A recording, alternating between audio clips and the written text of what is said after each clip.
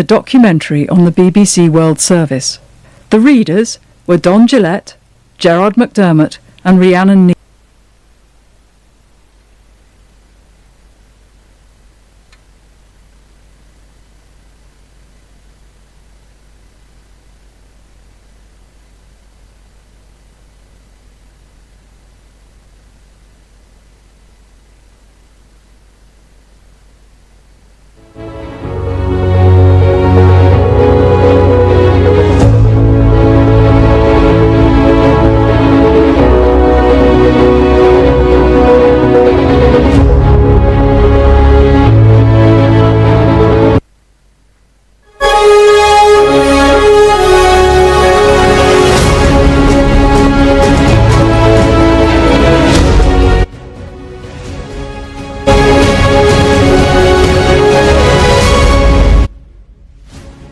This is Sky News Today. It's 10 o'clock, the headlines.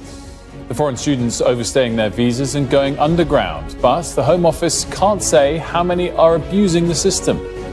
They are coming knowingly that they can overstay and no one can do anything.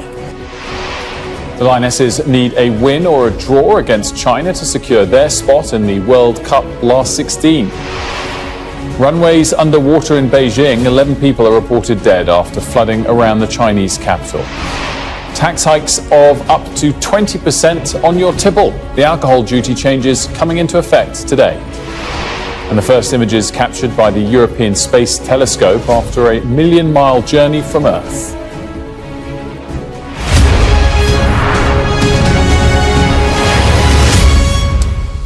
A very good morning to you. We begin the programme with the stories of two men who travelled to the UK from India on student visas without any intention of studying or ever leaving.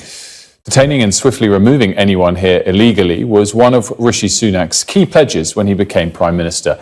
But the full scale of the problem is unclear, as the Home Office can't say how many people have abused the system by overstaying student visas. It's led one immigration solicitor to conclude that the system has collapsed. The Sky's communities correspondent Lisa Holland now reports. More than 1 million people, including their families, have come to the UK on foreign student visas since January 2021. Not everyone goes home when their visa expires, including Danabal from India. Was it always your intention that you wouldn't actually be a student? It was just a way of getting a visa? This is the only reason for that. I just want to save my life. But you didn't ever plan to be a student? No. Determined to get to the UK and stay, Danabal says his politics got him into trouble with the Indian police, so he paid an agency there £7,000 to arrange a university place in Britain. He ended up on a course in the north of England, but says he only stayed a month. I just thought that, okay, this is the only way I can get through, but I didn't know about other options, so that's why I just used this. We've met Danabal in Sheffield, but he moves around the country, his life undocumented, relying on cash-in-hand jobs to survive because his student visa has expired. I'm doing garden cleaning today. Garden cleaning? Yeah. And do they pay you? No, they didn't pay me. They left this class today. This is another visa overstayer, Suresh, also from India. He says he's been given clothes for doing someone's garden in London. He says he didn't even start his course in Wales. He spent 7 years just existing like this since his student visa ran out. I don't want to continue studies. I don't want to go college. So that's why, actually, I tried many countries, not only UK. So suddenly I got visa from UK, so that's why I came. The body, which represents universities in the UK, says targets set by the government for course completion and enrolment by international students are currently being met. Most students who finish their studies go home, but it's been 3 years since the last data was released on those who overstay their visas. In the year to March 2020, thousands of students were among the 83,000 people who came on work, student, tourist and family visas with no record of leaving Britain. We asked the Home Office for more up-to-date figures, but they said none are available, which means we have no way of knowing exactly how many people came to the UK over the last 3 years on these kinds of visas and failed to leave the country when their visa expired. But in East London, an insight into the scale of visa overstayers from those being asked for help. It is a significant problem at this moment.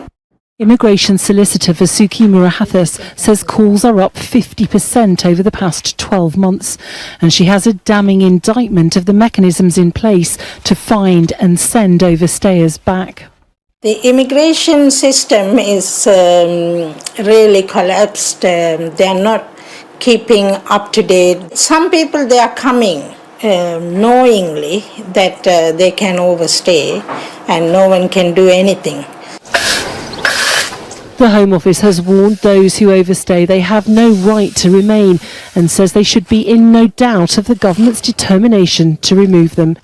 Lisa Holland, Sky News. Well, responding to our report, Transport Minister Richard Holden said the government has to ensure student visas are not being used as a back doorway. We have to tighten up these routes because you're absolutely right. People should only be coming on student visas to study here in the UK. There is an important part the UK plays. You know, near my own constituency, at the University of Durham, a lot of international students go there. But we've got to be in a situation where the people coming here are coming here to study. They're not trying to use it as a backdoor way to get around the immigration system. And that's why the government's taken pretty strong action in this area to particularly tighten up those friends and family coming with students, which has been a real issue. Well, Labour's Shadow Justice Secretary Steve Reed said the government had a legacy of failing to curb illegitimate student visas. When Theresa May was Home Secretary in 2011, she was talking about starting to tackle fake colleges and student visas that were being abused. That's 12 years ago. They've done absolutely nothing about it ever since then. Now, we do need to make sure that these fake colleges are not allowed to stay open in a way that the Conservative government has allowed them to stay open. But then we need to start processing applications properly and keeping an eye on what is legitimate and what isn't. Well, we'll be speaking about all of that to a former member of the Home Office at 10:30. Well, still to come this hour on Sky News Today with Wilfred Frost. Russian military says it shot down 2 Ukrainian drones targeting Moscow. We'll have the latest from our military analyst, Sean Bell. Ousted Myanmar leader Aung San Suu Kyi is partially pardoned 2 years after she was detained as part of a military coup. We'll have the latest. And alcohol duty changes coming into effect today. I'll hear from a brewery about the impact on the industry. Now, England will play China in their final group match of the World Cup later today. The Lionesses need only to draw to top the group and to progress to the knockout stages. Sky Sports News reporter Gail Davis has the latest for us from the Australian city of Adelaide.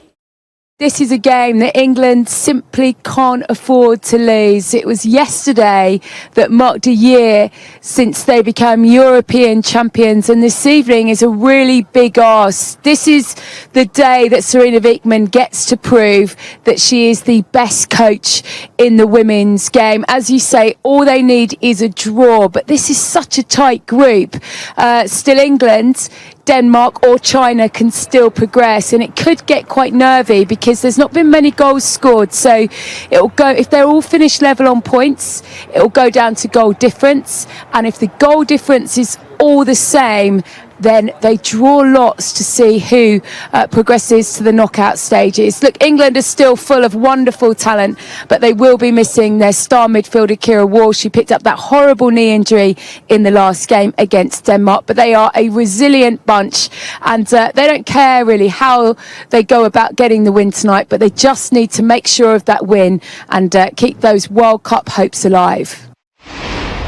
Well, Matthew Thompson is at Bearsted FC in Kent, and that's where Arsenal and England player Alicia Russo's first plied her trade. And I guess there the excitement is as palpable as it is all across the country, and quite a nice kick-off time as well today. Yes, it's perfectly poised, isn't it? And the girls here have been training hard all morning, and they're very excited about watching the match just after midday. The England team, of course, standing on the brink of the knockout stages of the World Cup. We are standing on Well, hello turf in its own right, as you rightly say, the first club of England superstar Alessia Russo, and I'm joined by the chairman of Bearsted Football Club, Jamie Houston. Obviously, Jamie, Bearsted will be claiming full credit for Alessia Russo, right? Without a shadow of a doubt. We're a stepping stone on the path to the World Cup. That's how I look at it. Yeah, England wouldn't be there if it wasn't for Bearsted FC. It's all about us. It's all about Bearsted. On a serious note, though, I'm really interested. Obviously, there was an explosion of interest in the women's game after England won the European Championships. Yeah. Has that filtered down? Are you seeing the impact of that now on the grassroots level? 100%. I think it gave them an element of confidence to actually step forward and say, Mum, Dad, I want to play football. And the inquiries we had were phenomenal. And actually struggled to actually take all of them girls on board, and some of the girls are mixed in with the boys. Some of them, like you can see behind us now, have got their own girls league and team that they play in. So 100%, I think it's been a great advocate to show girls that football is just not about the boys, it's about the girls and the boys now. Absolutely. And if England do go all the way this time, it'll double the explosion. If they are going to win, there's no doubt about it. Of course, when England go all the way, who am I to doubt them as an Irishman? Wonderful, Jamie. Thank you ever so much. We'll be watching the game as it kicks off, as I said, at 12 o'clock. The girls will be joining us, so come back to us for a bit of reactions as we go through the afternoon. Matthew, we certainly will. Thanks so much.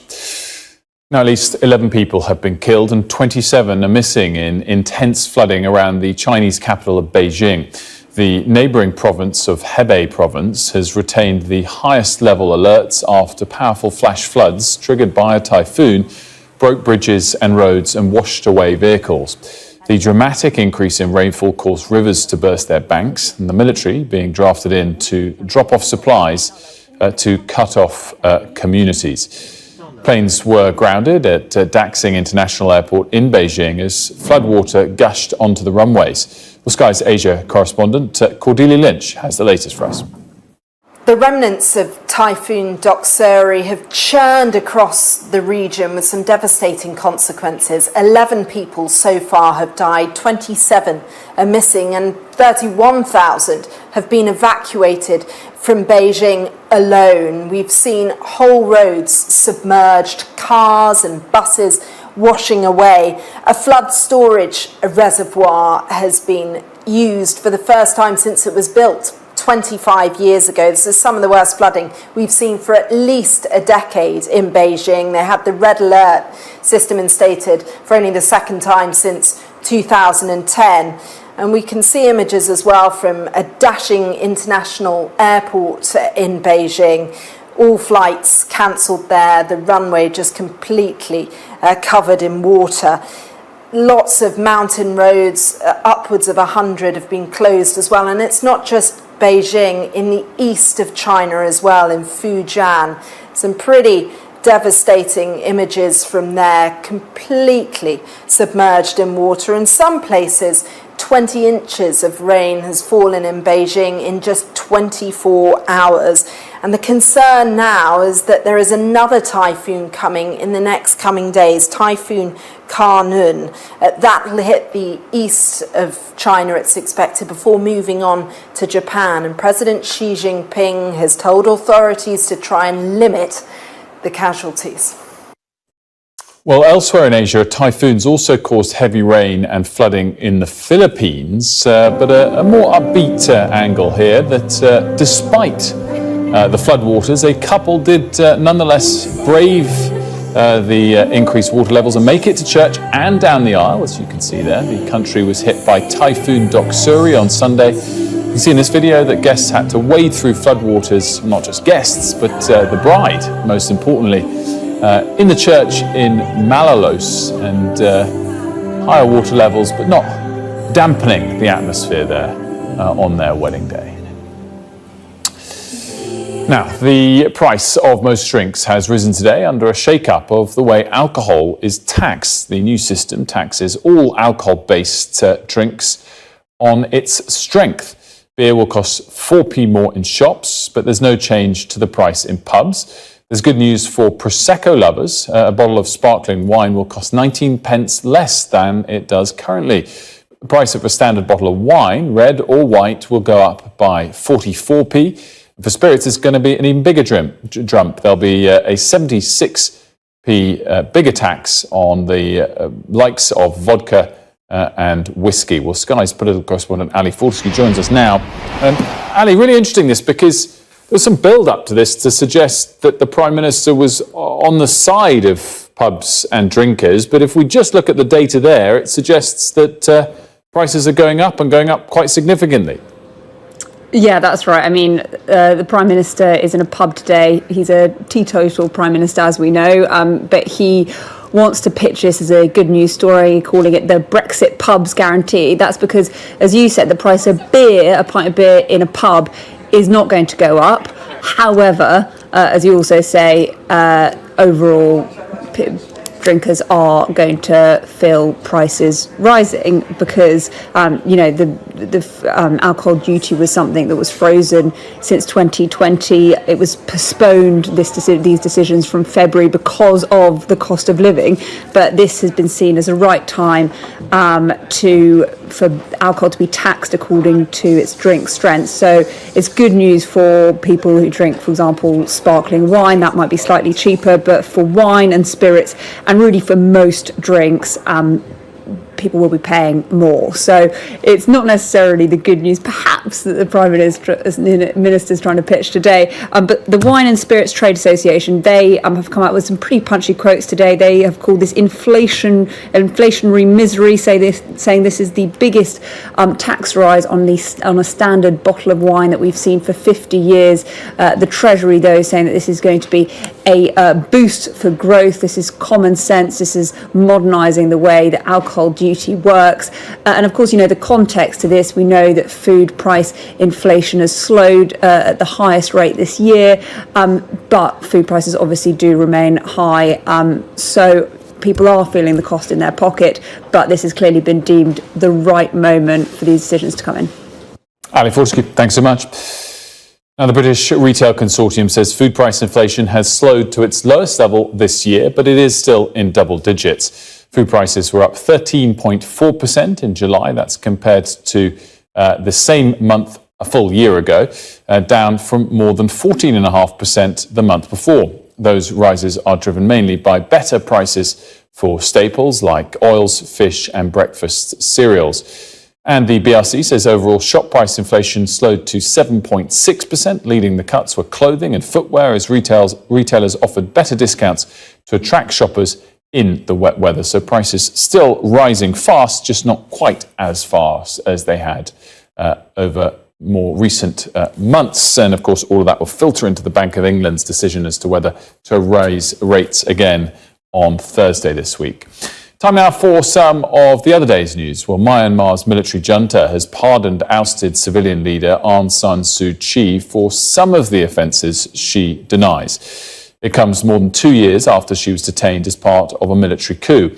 Sky News understands the clemency will not fully pardon her and that 5 charges have been dropped while 14 remain.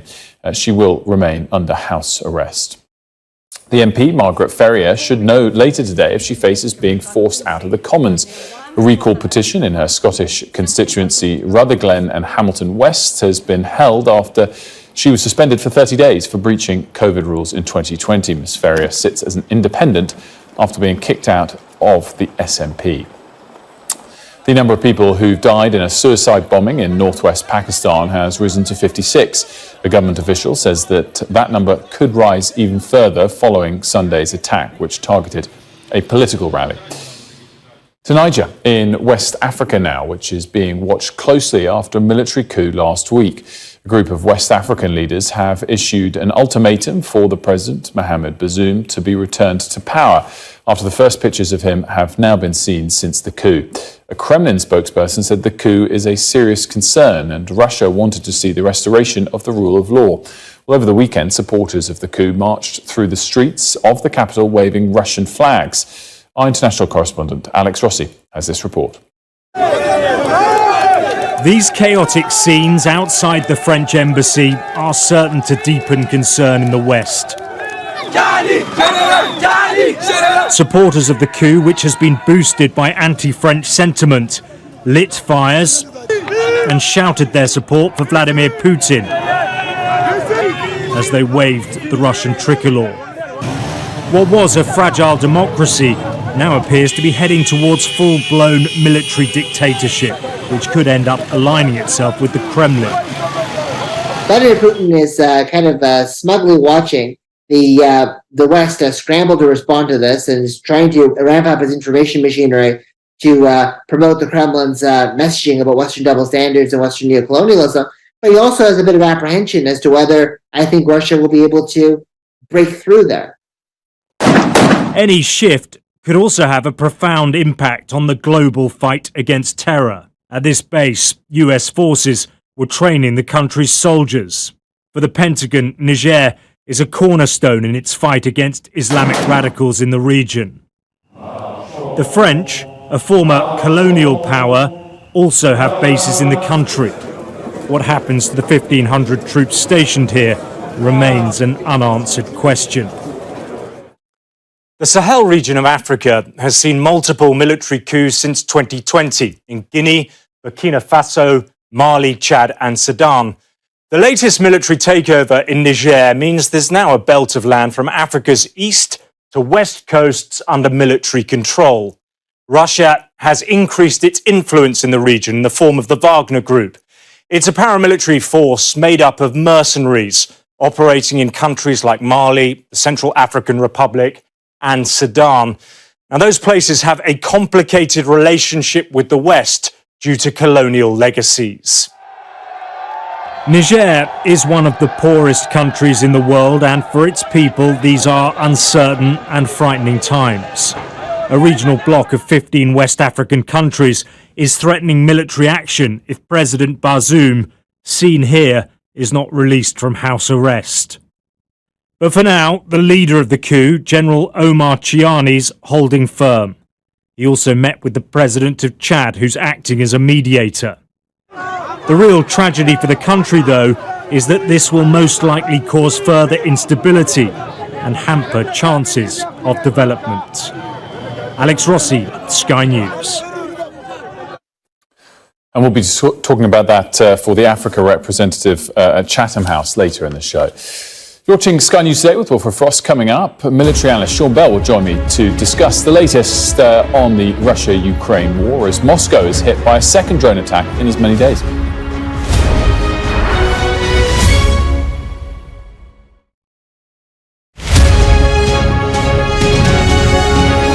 I think what's really different is President Zelensky admitting that these attacks are taking place. Previously, they've said nothing or denied them. But we should recognize that there's relatively little Ukraine can do in a military sense to hit places like Moscow. These are confined to small numbers of drone attacks. But the psychological effect and the political effect is much greater. And I think we should see this in the context of a ramping up of this phase of the war. We're expecting to see at some point fairly soon the major Ukrainian counteroffensive take place if they judge they can make it work. We've seen Russia dialing the heat up considerably on Ukrainian grain exports, and now we've seen the government of Ukraine saying they are going to hit Russia, despite the restrictions imposed on them by many of their allies. So we're in a rather critical phase of this war, I think. I think there are two aspects to this. The first is Ukraine has done a very good job of keeping Western public opinion on side, and it would know not to punch down in a way that Russia has in many ways. But the other aspect is that these attacks on Russia may appeal to Ukraine, but they're likely to harden opinion in Russia. So they need to be careful that it doesn't become a weapon that's turned against them. So I think the initiative in this war is currently firmly with Ukraine. They're the ones that are mostly on the offensive, although Russia is attacking in some places, that they have the full support of the West behind them, and they probably judge that support isn't going to get much greater or last forever. And Russia, we know, can't take any more territory. It doesn't have the military capability or the reserve. So from a Russian perspective, it would be a very good outcome if they could now persuade the rest of the world to make Ukraine stop, just as they know Ukraine is going to mount its own counteroffensive. So I don't think this really has legs.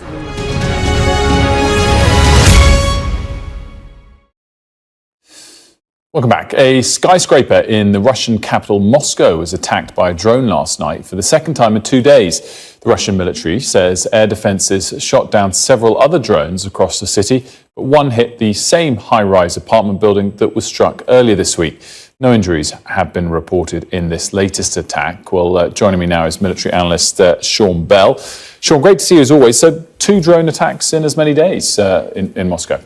Yeah, well, good morning. Last night, Russian claimed they thwarted a terrorist attack in Moscow itself. The accounts we have, we're trying to work out how many drones there were, but it appears at least 2 drones were shot down. One was electronically taken down as well. But video footage emerged of a fireball and clearly a big explosion that happened with debris falling inevitably. So whether the missile hit its intended target or was shot down and then exploded the debris, it's not clear. It went down to Moscow's financial district, which doesn't seem to be a particularly military target. It does limited damage again on the ground, but of course inevitably if this had happened at the Shard in London, there'd have been widespread panic in London. So it definitely has. Same building as yesterday. I'm not a believer in coincidences, but if you do look at it from a military perspective, the flight path of the drone was probably the same flight path as the previous day. If the Russian defensive systems were in the same place, they'd have intercepted the drone at the same place. So it's quite possible that the debris fell in the same place as well. But the problem with any missile attacks over urban areas, particularly the capital cities, they're going to come down somewhere and they're going to cause a lot of damage. But the key damage is psychological rather than physical. Well, so firstly, why is Ukraine still doing this? And secondly, does it undermine their ability to claim the moral high ground in this war? Because this is, potentially going to hit civilians. Potentially it is, but if you look at the number of civilians, there's millions of civilians being affected in Ukraine at the moment. That odd injuries here or there, it's not even remotely comparable. It is worth pointing out Ukraine never claims credit for these attacks, so we are assuming that it is Ukraine that are doing it. And President Zelensky has said he wants to take the fight to Russia, and that's understandable. If you're fighting another country, you shouldn't not be allowed to take the fight into Russia, but of course Western weapons are not allowed to be used against Russian soil, so Zelensky's limited to the weapons he can use. So why is he doing this? Well, almost certainly part of this is that he's fighting Russia on the battlefields. That's one way of winning the war, but wars are an extension of political intent, and the other way of winning the war is to try to erode President Putin's power base. And part of what he seems to be doing is applying lots of pressure on Putin. President Putin controls the information environment, so he's telling domestic Russians how the war is going, the fact that it's a special military operation, that Ukraine is struggling, but inevitably Russia will prevail. As soon as you therefore start attacking the city centre and creating that panic, it starts to raise questions about whether Putin can actually protect his people, and particularly for the Russian elite, from which the power for Putin is drawn. All of that starts asking questions of Putin. So all this appears to be Zelensky's very planned and meticulous way to erode Putin's power base. As always, Sean, absolutely fascinating. And I know in the next hour we'll talk a little bit more about what's going on the front line as well of the war. Sean Bell, as always, thank you. And now time for a check on the weather. Warm memories wherever you go. The weather, sponsored by Qatar Airways. The weather will be relatively benign today ahead of low pressure, bringing wet and windy conditions for the middle of the week. This morning, southern Scotland and northern England, along with central and eastern England, will be cloudy with patchy rain. Skies will be brighter over northern Scotland, Ireland and the southwest, but there'll be a few showers too. It'll be cool and breezy for most, with temperatures in the mid to late teens in Celsius. The southeast will be a little warmer, with a high of 23 Celsius.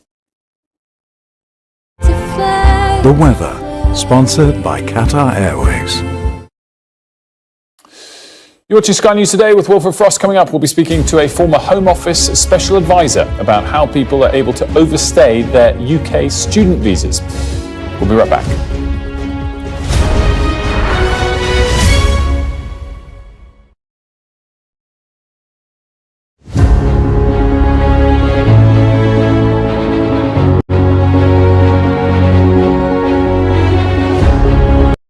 This message is for UK parents who don't have life insurance.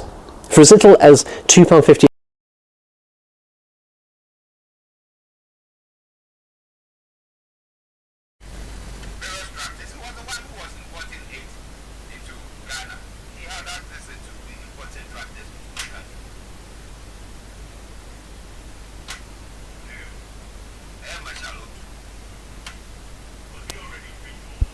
from SH0W. SH0W is a money transfer app that is used by people all over the world to send money to their loved ones in Africa.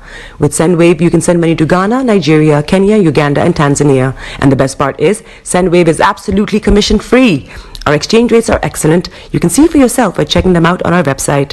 So how do you use SendWave? SendWave is an app that you can download onto your phone from the App Store or Google Play Store. The app is free to download. After downloading it, just open the app and enter your name, email, and phone number. That's it. You're good to go. Make sure you use the promo code SR. S for Starr, R for Radio. This promo code will give you £5 free credit to send to Africa on your first transaction. Your money will be delivered to your recipient within seconds. Feel free to call me on 0749 7377 647 at any time. I'll be happy to tell you all about SendWave and help you in any way I can. Remember to use the promo code SR for £5 free credit. Medasse. Hi everyone, it's your girl BB Clement, the author of How to Go From Employee to Entrepreneur and the host of your weekly business show, BB Means Business, the show where we discuss everything you ever wanted to know about business but you were afraid to ask. How do I start my business? How do I raise the finance? How do I grow my business? Where am I going to find my customers? Join me every Tuesday at 1:30 p.m. on Starr Radio UK to get all the information and tips that you need to become a successful entrepreneur and become financially free. Remember, don't let life dictate to you. Rather, put your signature on life.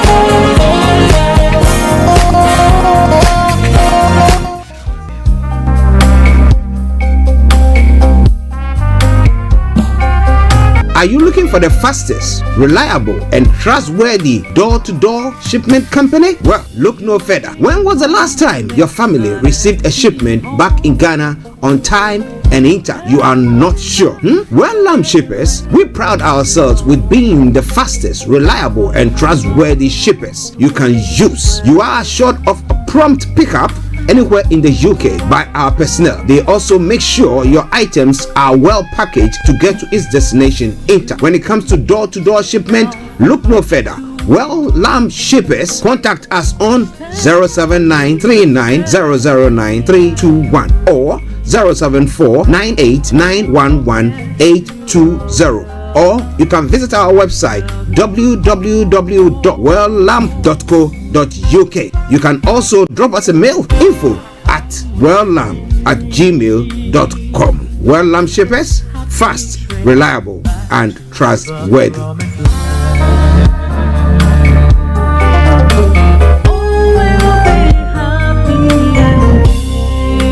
Hi there. Are you dreaming of owning your own house in Ghana? Then you will need a well-documented piece of land that is free from troubles.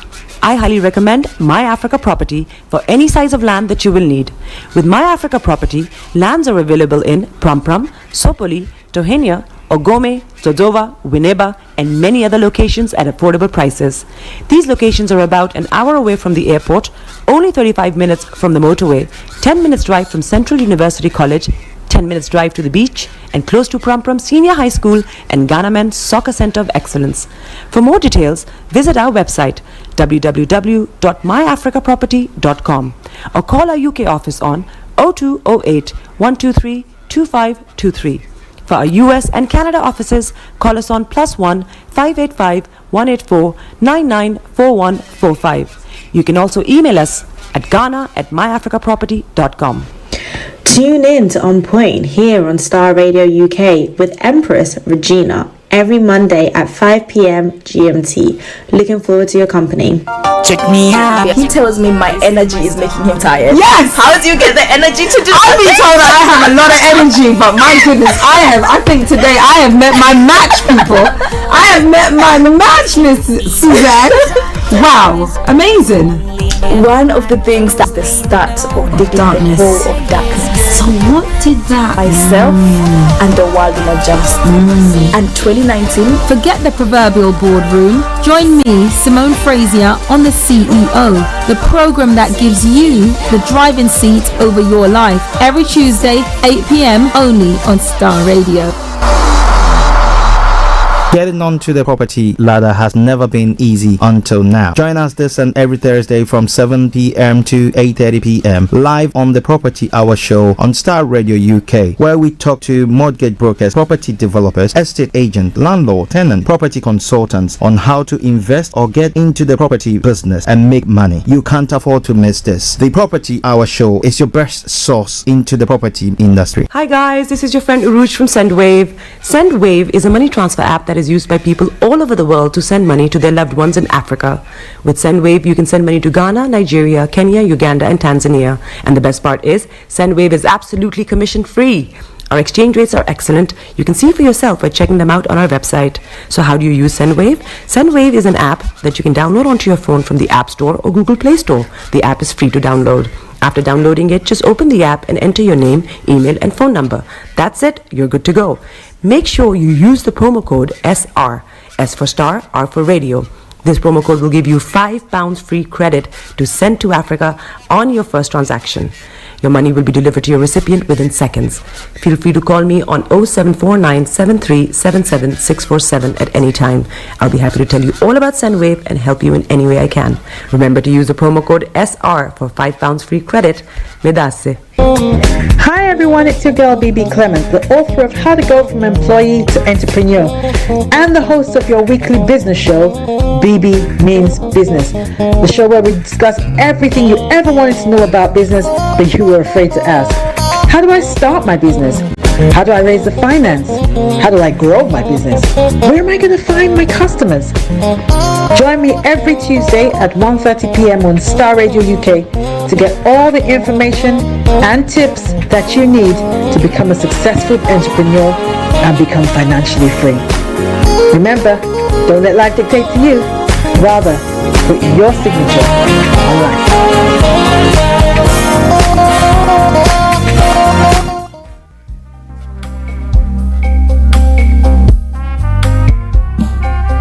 Are you looking for the fastest, reliable, and trustworthy door-to-door shipment company? Well, look no further. When was the last time your family received a shipment back in Ghana on time and in time? You are not sure? Well, Lamb Shippers, we pride ourselves with being the fastest, reliable, and trustworthy shippers you can use. You are assured of prompt pickup anywhere in the UK by our personnel. They also make sure your items are well packaged to get to its destination in time. When it comes to door-to-door shipment, look no further.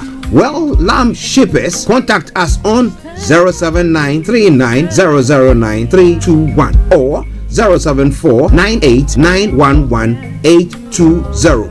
Or you can visit our website www.welllamb.co.uk.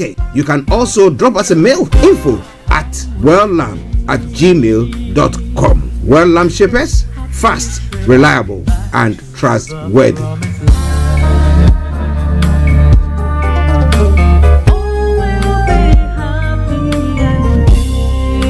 Hi there. Are you dreaming of owning your own house in Ghana? Then you will need a well-documented piece of land that is free from troubles. I highly recommend My Africa Property for any size of land that you will need. With My Africa Property, lands are available in Pram, Sopoli, Tohenia, Ogome, Dodova, Winneba, and many other locations at affordable prices. These locations are about an hour away from the airport, only 35 minutes from the motorway, 10 minutes drive from Central University College, 10 minutes drive to the beach, and close to Pram Senior High School and Ghana Men's Soccer Center of Excellence. For more details, visit our website www.myafricaproperty.com or call our UK office on 0208 123 2523. For our US and Canada offices, call us on +1 585 184 994145. You can also email us at ghana@myafricaproperty.com.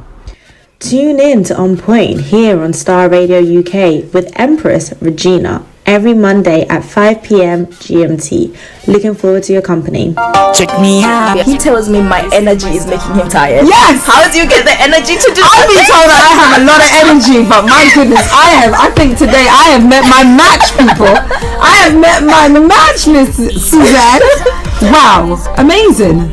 One of the things that's the start of the darkness. Hole of darkness. So what did that myself and the world will adjust.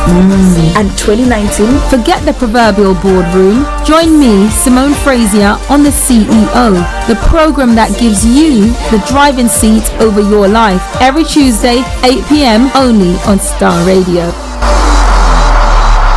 Getting onto the property ladder has never been easy until now. Join us this and every Thursday from 7 p.m. to 8:30 p.m. live on the Property Hour show on Starr Radio UK, where we talk to mortgage brokers, property developers, estate agents, landlord, tenant, property consultants on how to invest or get into the property business and make money. You can't afford to miss this. The Property Hour show is your best source into the property industry. Hi guys, this is your friend Uruj from SH0W. SH0W is a money transfer app that is used by people all over the world to send money to their loved ones in Africa.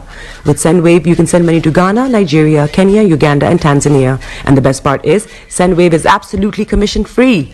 Our exchange rates are excellent. You can see for yourself by checking them out on our website.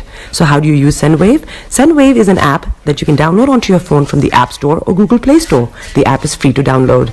After downloading it, just open the app and enter your name, email, and phone number. That's it. You're good to go. Make sure you use the promo code SR, S for Star, R for Radio. This promo code will give you £5 free credit to send to Africa on your first transaction. Your money will be delivered to your recipient within seconds. Feel free to call me on 0749 7377 647 at any time. I'll be happy to tell you all about SH0W and help you in any way I can. Remember to use the promo code SR for £5 free credit. Medasse. Hi everyone, it's your girl BB Clement, the author of How to Go from Employee to Entrepreneur and the host of your weekly business show, BB Means Business, the show where we discuss everything you ever wanted to know about business but you were afraid to ask. How do I start my business? How do I raise the finance? How do I grow my business? Where am I going to find my customers? Join me every Tuesday at 1:30 p.m. on Starr Radio UK to get all the information and tips that you need to become a successful entrepreneur and become financially free. Remember, don't let life dictate to you. Rather, put your signature on life. Hi there, this is CJ Buckman, your life coach. And whenever I'm in London, I listen to Starr Radio UK right here. But guess what? You can listen to wherever you are. The best radio show. Broadcasting worldwide, online 24/7. All around the world. In your car. At work. At home. This is Starr Radio UK. Are you ready to turn it up? 10, 9, 8, 7, 6, 5, 4, 3, 2, 1. Birds flying high, you know how I feel. Sun in the sky, you know how I feel. Breeze drifting on by, you know how I feel. It's a new dawn, it's a new day, it's a new life for me. And I'm feeling good. Hey there, this is Archie, and it's Starr Radio UK and the morning show.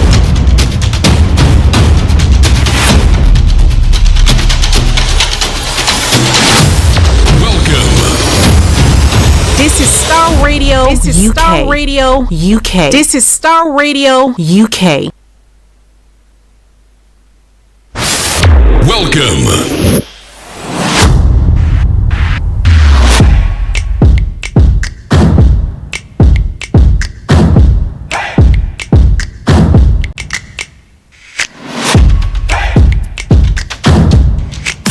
Broadcasting worldwide, online 24/7.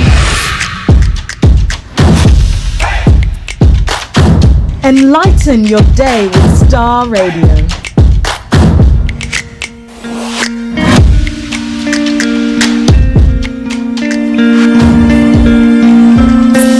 Love for you runs deep.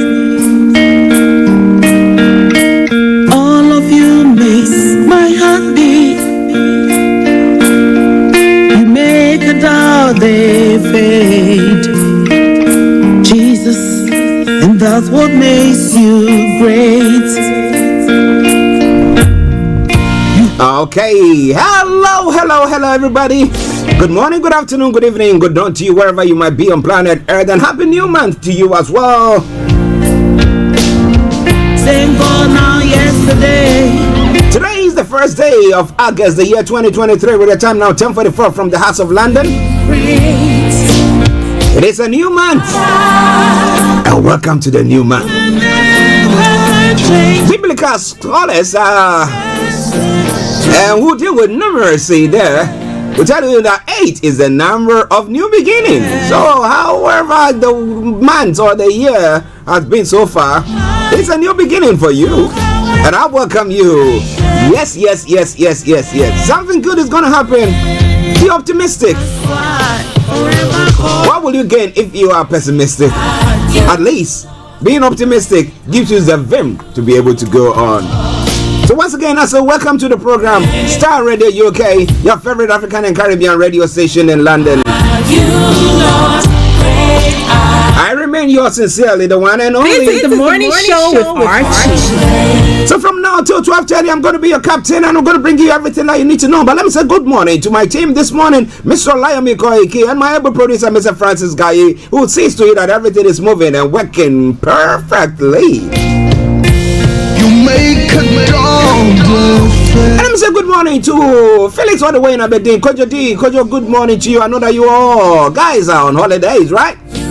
Okay, a special good morning also goes to Mr. Dante Biri and the family, all on holidays. Everybody on holidays. And a happy birthday to Mr. Dante Biri as well. It's a big day today. He is an August born. We should have called you Augustus, you know? That's why he went to St. Augustus. I've just thought about that. I'll ask him. But well, wherever you are, welcome to the program, Starr Radio UK. Bishop Adesina, massive good morning to you. Anthony Adedeji, good morning. Pastor Mo, good morning. Aziz, good morning. Rana Kunle. Great are you, Lord. Great are you, Lord. Moyiwa, good morning. So Maxwell, I salute you all. Welcome to the program once again. BB Clement, good morning to you. She'll be coming your way this afternoon with BB Means Business, the program that seeks to give you all the tidbits that you need for business. Okay, let's crack on. I'm going to bring you the quote for the day, the weather forecast will follow suit, then the travel updates as well. And we'll move on from there to have a look at some of the stories making the rounds across the globe. It's not as global trotting. Then from thence we'll continue to look at some of the other stories making the rounds in other parts of the world, namely Nigeria, where we'll be having Mr. Olayomi Koiki joining in. And as we did say, we're trying to see whether we can get the Prime Minister of the Southeast, Samuel Ekpa, to join in. If you are able to get that, we'll be bringing him on as well. And then from there we continue to look at some of the other stories making the rounds in other parts of the world. And that's what makes you great. The military junta. Well, Russia says that, you know what, reinstall democracy and everything's going to be fine. That's in Niger.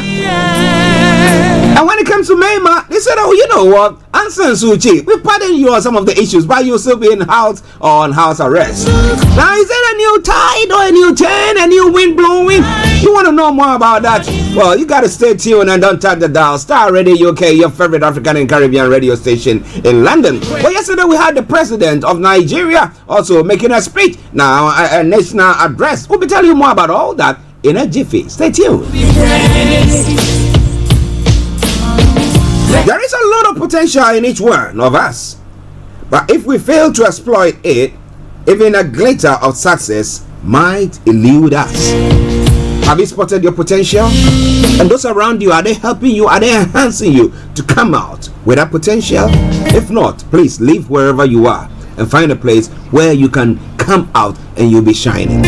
All right then, Starr Radio UK, that's by way of the quote for the day.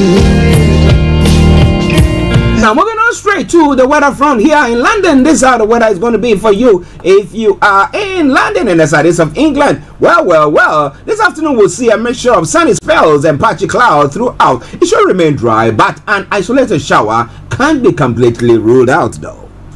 This evening will become largely cloudy with a band of showery rain moving in from the southwest overnight. The rain will be heavy and possibly thundery at times, but will clear away by dawn. Top temperature is going to be 22 degrees. The lowest is going to be 15 degrees. Pollen level is going to be moderate. UV level moderate. Pollution low. Sunset 20:49 and sunrise for tomorrow morning 05:24 hours.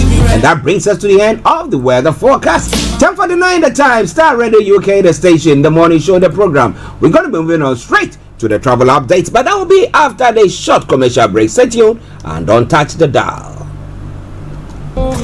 Hi everyone, it's your girl BB Clement, the author of How to Go from Employee to Entrepreneur and the host of your weekly business show, BB Means Business, the show where we discuss everything you ever wanted to know about business but you were afraid to ask.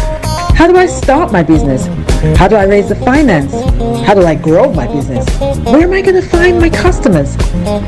Join me every Tuesday at 1:30 p.m. on Starr Radio UK to get all the information and tips that you need to become a successful entrepreneur and become financially free.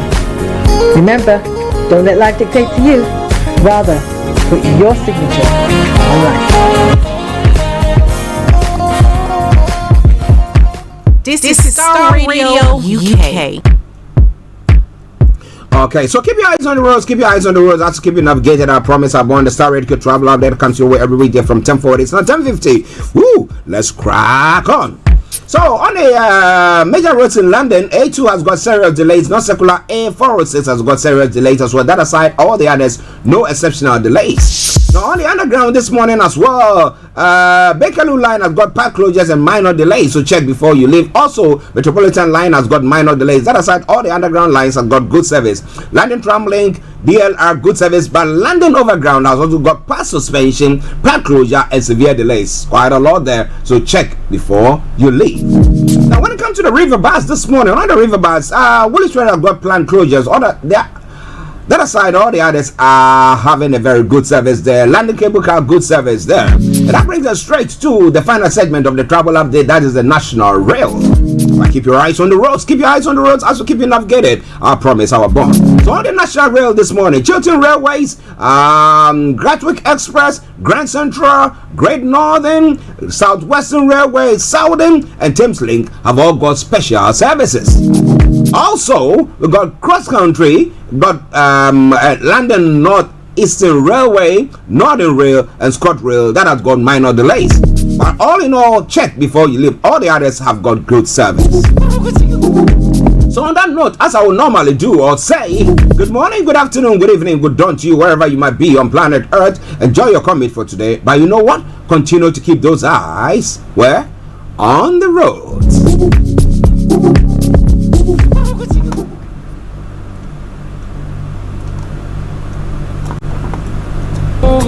Hi everyone, it's your girl BB Clement, the author of How to Go from Employee to Entrepreneur and the host of your weekly business show, BB Means Business, the show where we discuss everything you ever wanted to know about business but you were afraid to ask. How do I start my business? How do I raise the finance?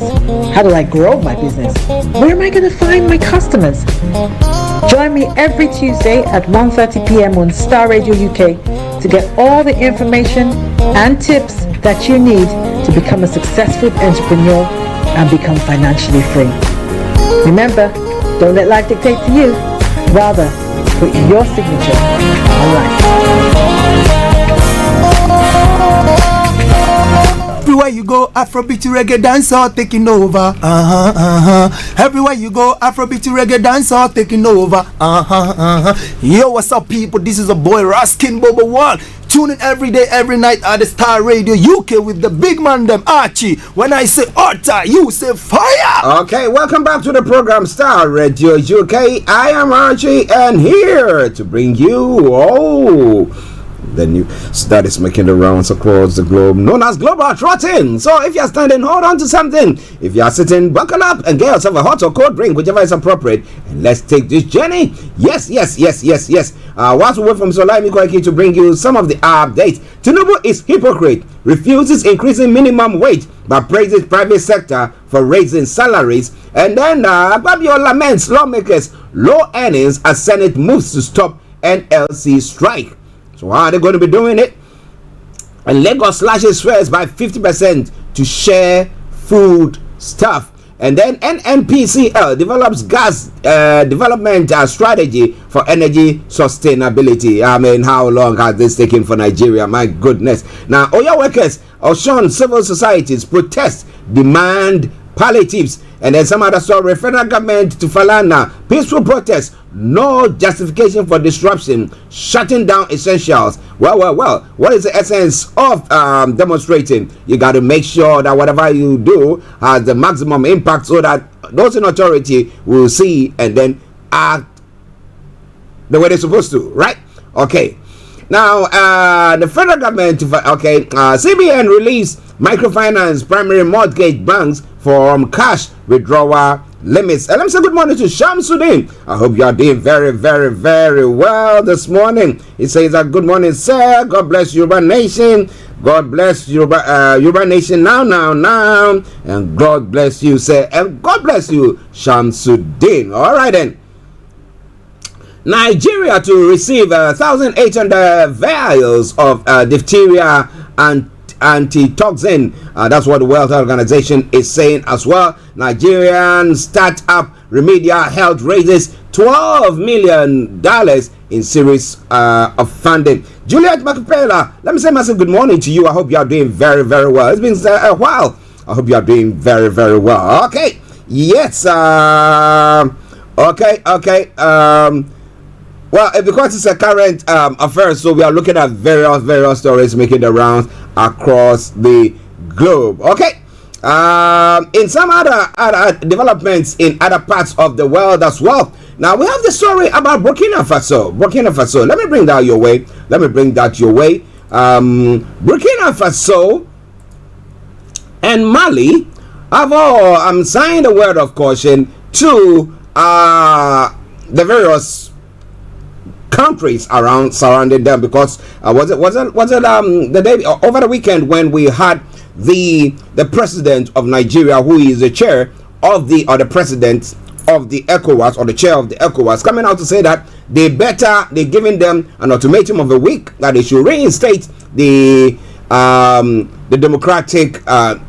democratically elected president who's been ousted, or else they will face the full rigors of the law. And that does not, they mean to say that it could be looking at using military or anything to actually see to that. But the Nigerian authorities and Mali and Burkina Faso, who have already gone through that part where there's been a coup d'etat, have also said that they are warning any foreign military intervention in Niger. So what is going to happen about that? Now in Senegal, internet restriction at Sonko faces new charges and detention. Now the party of embattled Senegalese opposition leader Ousmane Sonko has criticized the latest move by the government to open a new case against him. And then also, Juliet is talking about Sudan. Well, the issue that is going on in Sudan, the two factions that are fighting, the military and the paramilitary group that seem to be fighting. Now, what's the way forward? We have the AU, we have various bodies that are supposed to be sitting to actually see to broker a peace. But whatever they've done, they've at times there's a seizure of fight for a period of time, and then they go on. So what is happening? We have most of the Sudanese who are fleeing the country. Those who are caught in there are still there. But what do you think is going to be happening to them? Is there a chance? Do you smell anything that maybe pretty soon there's going to be what? A ceasefire for Sudanese to go back to that part of the world? Well. We want to know. Juliet says that I strongly condemn all coup across Africa. The people who suffer are all the communities. I agree with you there. But when democratically elected leaders are failing to do what they're supposed to do, but all that they are doing is squandering public fund, they come and make all the promises, heaven and everything, and they fail to do that, and they go to negotiating things, selling, virtually giving away our rich resources, natural resources, not developing them, and just selling them out and enriching themselves and their families and their cronies. The people would say, what more can people take? But what do you think about all that? Feel free, share your comments with us, and we will be bringing you more on that. Okay, now moving on to some other parts of the world as well. In Ghana, the kitchen scandal, Gabi neck deep in 187 million. De La Blacqua drops explosive details. Some of the stories making the rounds there. Raymond Archie, be honest, for once, banter going on. That I'll be bringing you more about those issues that is making the rounds in Ghana as well. But government wants pension funds exchange to treasury bonds and other bonds. Now, the government yesterday, the government of Ghana decided, the day before yesterday, decided to actually cancel a debt of up to about 67 billion Ghana cedis that is owed the central bank. Now, meanwhile, the central bank's capital itself is up to 10 billion. So, what have they done? I remember they coming in saying that they are sanitizing the banking sector and close lots of banks, saying that they didn't have the monies to do whatever thing that they were doing. But what do you think? Now, court order setting down Temaclo Daniel Axim to respond to 7-8 charges at some of the stories making the rounds there as well. It is Starr Radio UK. It is your favorite African and Caribbean radio station in London. In other parts of the world as well, at 11 o'clock, we should be having Mr. Olayomi Koiki joining in pretty soon, but stay with me. Don't touch the dial. Well, in other parts of the world, we have Russia drones target Moscow skyscrapers and Russia Black Sea ships. A skyscraper is targeted again as a Ukrainian attack on 2 Black Sea ships is thwarted by that's what Russia is saying. Why I want Russia in and France out is some of the statement that is being made in Niger. Now, Trump's support tries despite his legal woes. Now, facing criminal charges has only strengthened the former president's lead in the Republican race. Now, do you think people are looking at things objectively, or is it sycophancy? What do you think? What do you think is going on when it comes to our politics?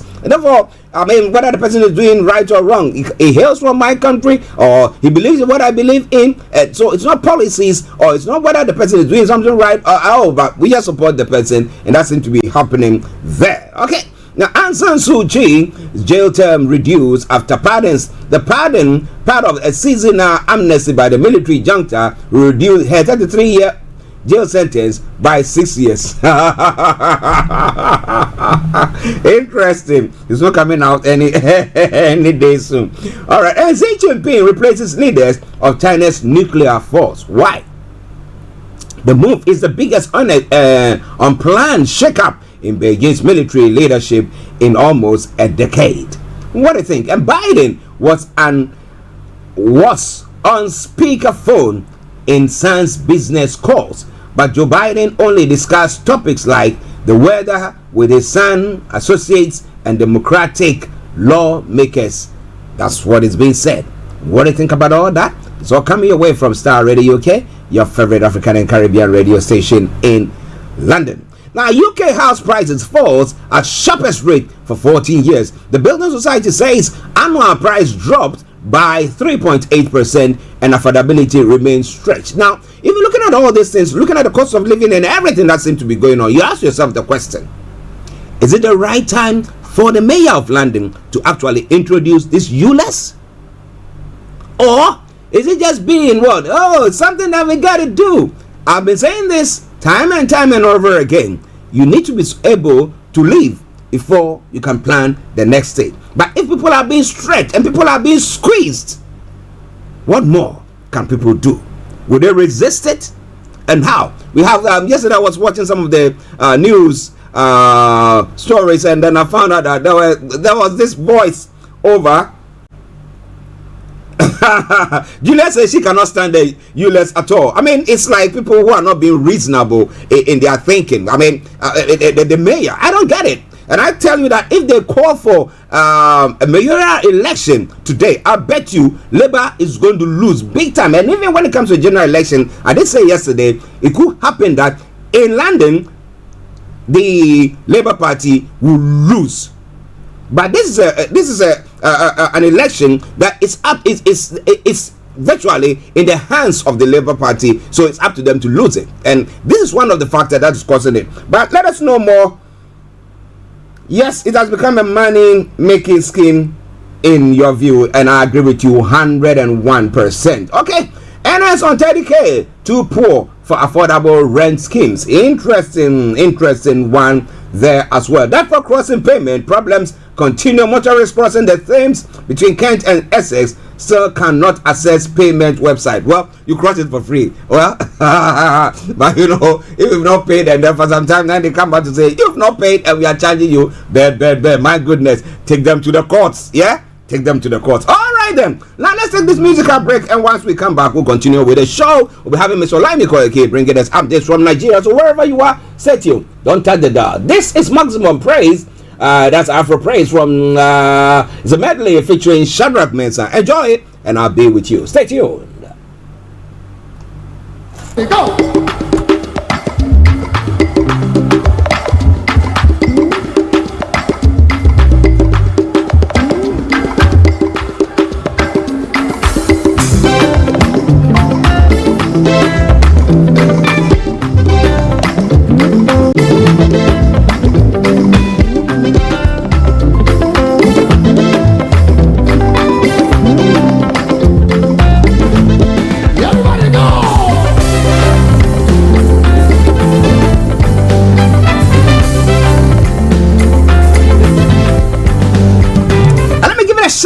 To everyone on the JNM 1000. Yes, that is a Twitter handle for Juliet Macapella there. Yes. Let me say good morning to each and every one of you, or good afternoon or good evening. Yeah, that talk show, JNM 1000 talk show. Regards to each and every one of you. One more time Well, Juliet asked another question. Is there a party that is really serving all our current issues? Do we need a new political party for the people in UK? I bet we do. All right then. So enjoy that music, and I'll be with you. Glory be to the Lord in the highest.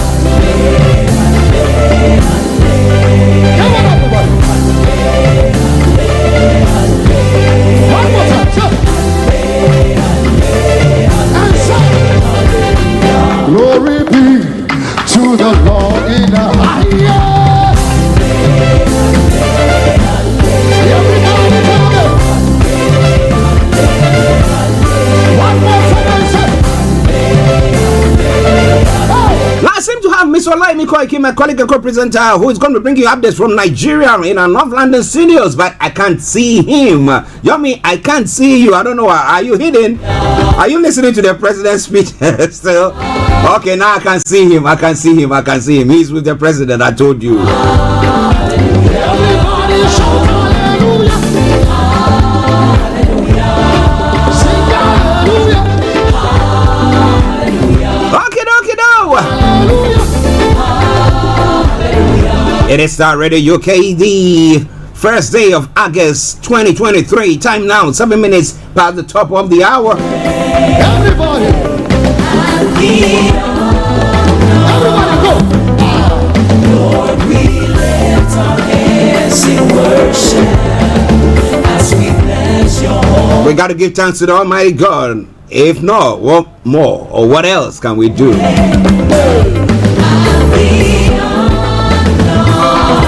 But at 7 minutes past 11, it is Starr Radio UK.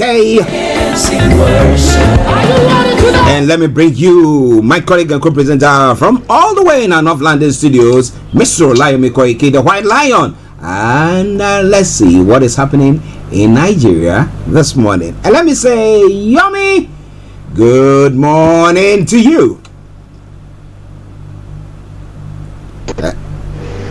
Hello, Yomi? I can hear you. Yes, I can hear you. Can you hear me now? Okay, just bear with us. I think it's we're having some connectivity issue from our North London studios, but we are working on it.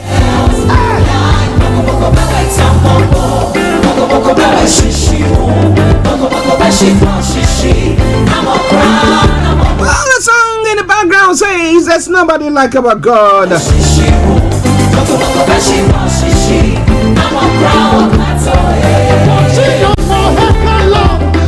It is Starr Radio UK, your favorite African and Caribbean radio station in London. On a Tuesday edition of the morning show. But remember that this afternoon, exactly at 1:30, we'll be having BB Clement coming your way with BB Means Business.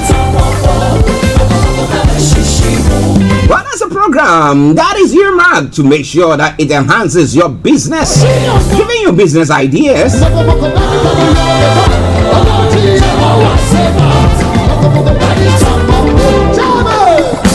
Okay, I think we got Mr. Olayomi Koiki, so now let me just go back straight to him and let's see if he can also hear us. Yomi, once again, good morning and welcome to the program. Okay, how are you doing? Well, doing very well. It's good to be back again, the first of the day of the month. I say good morning to you, good morning to all our listeners and viewers from around the globe, and welcome once again to the finest African and Caribbean radio station in London. Okay, there's someone calling. Is it Samuel Ekpa who is calling in this morning, or? We've not been able to get through to him, so we wouldn't be having that call. Okay, but we will probably maybe later on. Okay, so whoever is calling, you cannot call now. We'll be getting back to you. Yes, we'll be getting back to you. But now we go to the updates from Nigeria with Mr. Olayomi Koiki. Yes. Okay, yes, Juliet, we'll open the lines at 12 o'clock. Now it's updates from Nigeria. Well, did the president manage to present his address to the nation yesterday? Yes, after the address, it's been a lot of conversation. We'll be telling you a little bit more about that. It is the 10 minutes past. Yesterday, yes, the president spoke for 20 minutes, but it seems that it wasn't as expected from so many Nigerians, because as many Nigerians says, that was a pre-recorded, and that literally means that many Nigerians' expectation well, probably I did listen to it myself, and I'll be giving you some of what was said in that particular conversation. Tinubu mentioned money has been saved when it comes to the government. He also talked about that he has, at the back of his mind, many Nigerians that are facing so much difficulty. So yesterday, President Bola Tinubu said the federal government of Nigeria has actually saved 1 trillion naira. The question then is, if the government have saved 1 trillion naira, what has been the impact when it comes to the average Nigeria on the ground as well? Because remember that many Nigerians have lost out when it comes to their businesses due to the subsidy that came on board as well. So all that were part of his discussion yesterday. I'll be telling you a little bit more, but let me come back again to you in the studio as we get ready for some of the other headlines. But the focus is yesterday the president spoke, and it seems that Tinubu boom's state of economy says after darkness comes a glorious dawn. Well, interestingly, was it yesterday too? The finance minister in Ghana also spoke, giving the mid-year budget statement, and he's saying, "Oh, you know what? We've turned the corner. We have the president of Nigeria saying that, well, there's a glimmer of hope." Yeah, also saying that we've turned the corner. But which corner are they talking about? Is it a corner to the abyss, or what are they talking about? They are looking at things, but I can tell you this morning, people are so hungry, desperate. People are trying to get manage to even travel on the government the transport, and their wages have not been increased and anything of the sort. So what do you think about all that, listeners? Star Radio UK, Mr. Olayomi Koiki in our North London studios, and let me say good morning to Bishop Adeshina. It's a good morning, a good job, Star Radio UK, and thank you very much, my Bishop. Thanks for joining in as well. So now let's go to substantive issue. What did the president say? It's Well, the president mentioned few things when it comes to spend 75 billion. Remember that we've talked about many Nigerians are out of jobs, and the reason why they are out of jobs is because for a very long time we've not been able to have what we called a stable industrial system. So the president talked about to spend 75 billion to create jobs in the manufacturing sector between now and March 2024. That's literally less than a year. How he's going to do such, we'll have to wait and see. He also talked about, small, medium scale, with about 125 billion to be devoted, to purchase 3,000 units of 20-seater CNG fuel buses. Those buses will probably be used in most of the tertiary university as well. He has also talked about the grains. Remember that the president talked about, allowing grains out of the reserve that Nigeria have. So, he has now ordered 200,000 metric tons of grains to be distributed to households nationwide. He also talked about to liaise with the labor, which is less than 24 hours today. The labor will be going on the strike, as they've said, in their communication. Whether the president will be able to stop that, we don't know yet, because the labor have actually said that the strike goes ahead as planned. So that again we're going to be monitoring as well. He also promised necessary intervention to halt exchange rate depreciation and the fuel the fuel price increase. How he's going to do such? Remember that Nigeria still imports most of our consumption. We don't have full working refinery. We actually thought that when Buhari, the former president, did the inauguration of the Dangote refinery, our expectation was that the refinery was already, ready to go into operation. But that is not going to come up until 2025. So we are talking about another 2 years before we can have the Dangote refinery, fully working to provide, some of the, the reasons why we have to import, our consumption into the country. So that again is going to be a big, huge disappointment to so many Nigerians. Again, as we say, Tinubu broadcast, according to Article 8, was a waste of time. Wow, listeners, Star Radio UK, your favorite African and Caribbean radio station. We see if we can get a bit of the soundtrack, but if I just come up for the 30 seconds, I could get the audio of what the president said before we move swiftly into the next conversation. Okay.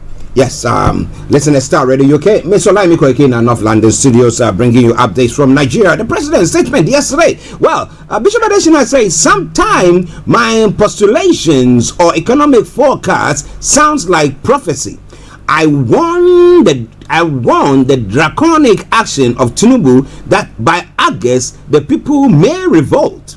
Now, because life is now unbearable for Nigerians, it goes on further to say, but Tinubu is insensitive, just like others before him. Now, do you think you have a change of heart when it comes to the president's statement and those of the NLC who are planning to embark on a strike? Do you think that they will have a change of heart with the president's presentation yesterday? Maybe they think, you know what, well, as he's saying, there's some hope or some glimmer of hope there, so maybe we are adhere to whatever is going on and everything is going to be all right. But as some people will say, when some are calling for the tightening of belts, some are getting some extensions on their belts. So how fair is it?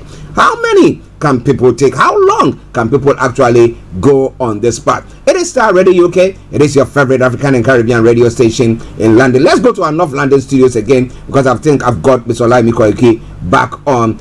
And Yomi, before even you play that the statement that the president make, I'm just looking at one area, one aspect: distribution of grain to all households. Now, we've been talking about the fact that there are some people in Nigeria today who don't need; they've got abundance, excess and excess and excess. All right. Now, if the president talks about distribution of grains to all households, those who are in need are not going to be. I mean, those people, there are some people who don't need it at all. So we thought that it's going to be means tested so that they will target the needy in the country. But it doesn't seem to be what is going to happen. Yomi. Well, you're quite right. How the president is going to tackle that is a question mark, because I remember that the list that the president was meant to be using from the previous government, Muhammadu Buhari, is no longer going to be used anymore. So that literally means that the new list would have to be brought from each of the state governments to be able to disburse some of these grains.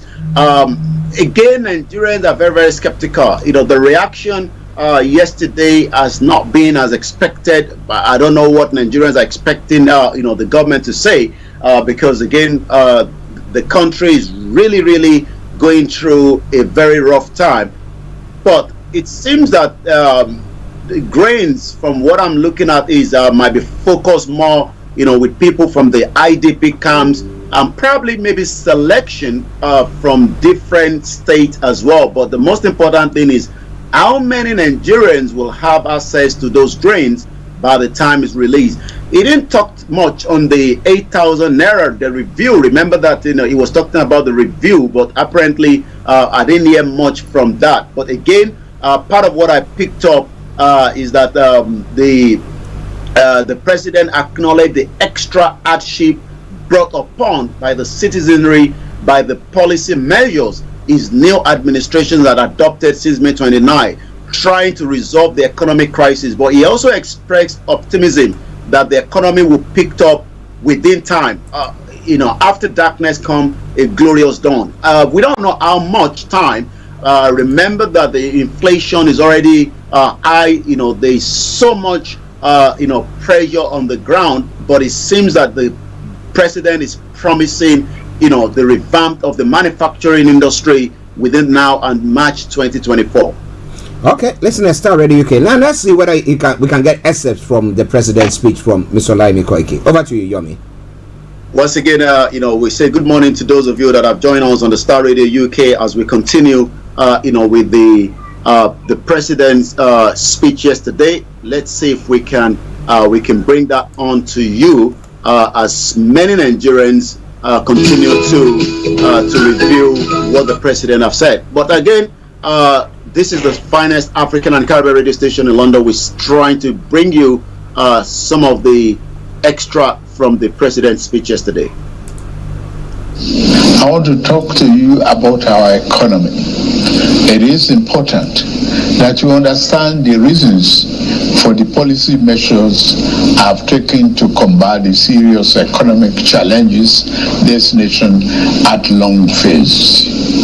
I'm not going to talk in difficult terms by dwelling on economic jargon and concepts. I will speak in plain, clear language so that you know where I stand. More importantly, so that you see and hopefully will share my vision regarding the journey to a better, more productive economy for our beloved country. For several years, I have consistently maintained the position that the fuel subsidy had to go. This once beneficial measure had outlived its usefulness. The subsidy costs us trillions of naira yearly, such as a vast sum of money would have been better spent on public transportation, health care, school, housing, and even national security. Instead, it was being funneled into the deep pocket and lavish bank account of a selected group of individuals. Let me come back to you. You just had, the first 1 minute 34 seconds of the president there. We move it a little bit further and let's hear at the minutes of 10 minutes 11 minutes 4 seconds. Expertise of developed financial institutions, commercial banks, and microfinance banks will be tapped to develop a viable and appropriate transaction structure for all stakeholders. Fellow Nigerians, I made a solemn pledge to work for you, how to improve your welfare and living conditions. It's of paramount importance to me, and it is the only thing that keeps me up day and night. Well, it is the only thing that keeps him up day and night. I come back again to you, Mr. Archie. It is still the finest African and Caribbean radio station in London as we continue to review, the president's nationwide address yesterday. The reaction has been very, very mixed. I've been monitoring that. We talked about that in just about a few minutes. But let me come back again to you in the studio at 23 minutes past 11 this morning. Well, listeners, Mr. Olayomi Koiki on North London Studios, I'm Archie here in the South Studios, and we bring you updates from Nigeria on the morning show. Now, Juliet says that, do you think, it's asking Koiki, do you think Nigeria is any better by electing President Tinubu? Now, she goes on further to say, what more can be done? What do Nigerians want?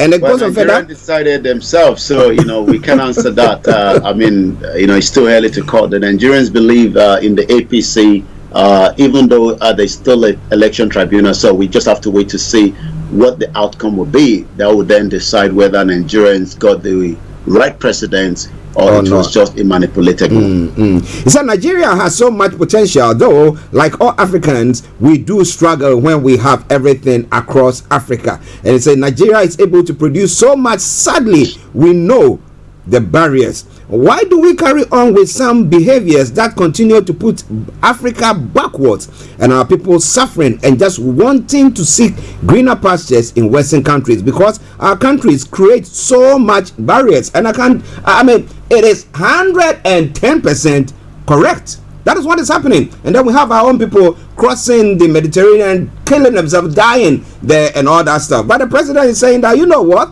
Well, we are past the corner. There's a glimmer of hope. When darkness happens, there's a glimmer of hope that there's going to be light. But how many people will survive that darkness before that light comes? I know that you'll be telling us more when it comes to the social media platform, what people are saying about the president's statement. But let's come to the NLC strikes. Is it going to go on, or have they been reassured by the president's statement yesterday? Well, I don't think there are any kind of reassurance there, but what I saw yesterday was that there was another meeting being held between the NLC and the presidential team. The outcome, we don't know what's going to be the real outcome, but what we are monitoring is that between now and 7 o'clock tomorrow, when the first outing of the Nigerian Labour Congress will be coming out at the Abuja Unity Fountain and probably across some other part of the country as well, will have to happen. But if that doesn't happen, that means that there is going to be a kind of a change of plan between the federal government and the NLC. But as we speak right now, while we're still on, I know the meeting now was held yesterday. There's still no outcome yet, but we are monitoring that. If there's any changes before the end of this program, I'll be telling you more about that. Okay, listen to Starr Radio UK. So some comments coming from the president's statement. Tinubu is hypocrite because he's refusing to increase the minimum wage of those who are working for the states, but praising that of the private sector is one of the statements that has been made. So virtually he was applauding the private sector for being able to increase the wages, but they are all Nigerians there, and those who are working with the state are not getting anything. So how do they cope with even surviving? Let me put it that way. Yomi. Most states can afford to pay, the full wages. So what we have been seeing is that most states are struggling, apart from 1 or 2 or 3 states that are viable to do so, like Lagos, Rivers State. But majority of the other states cannot afford to pay, the minimum wage. If the government needs to increase that from 30,000 to probably maybe 55. I don't know what it's going to be.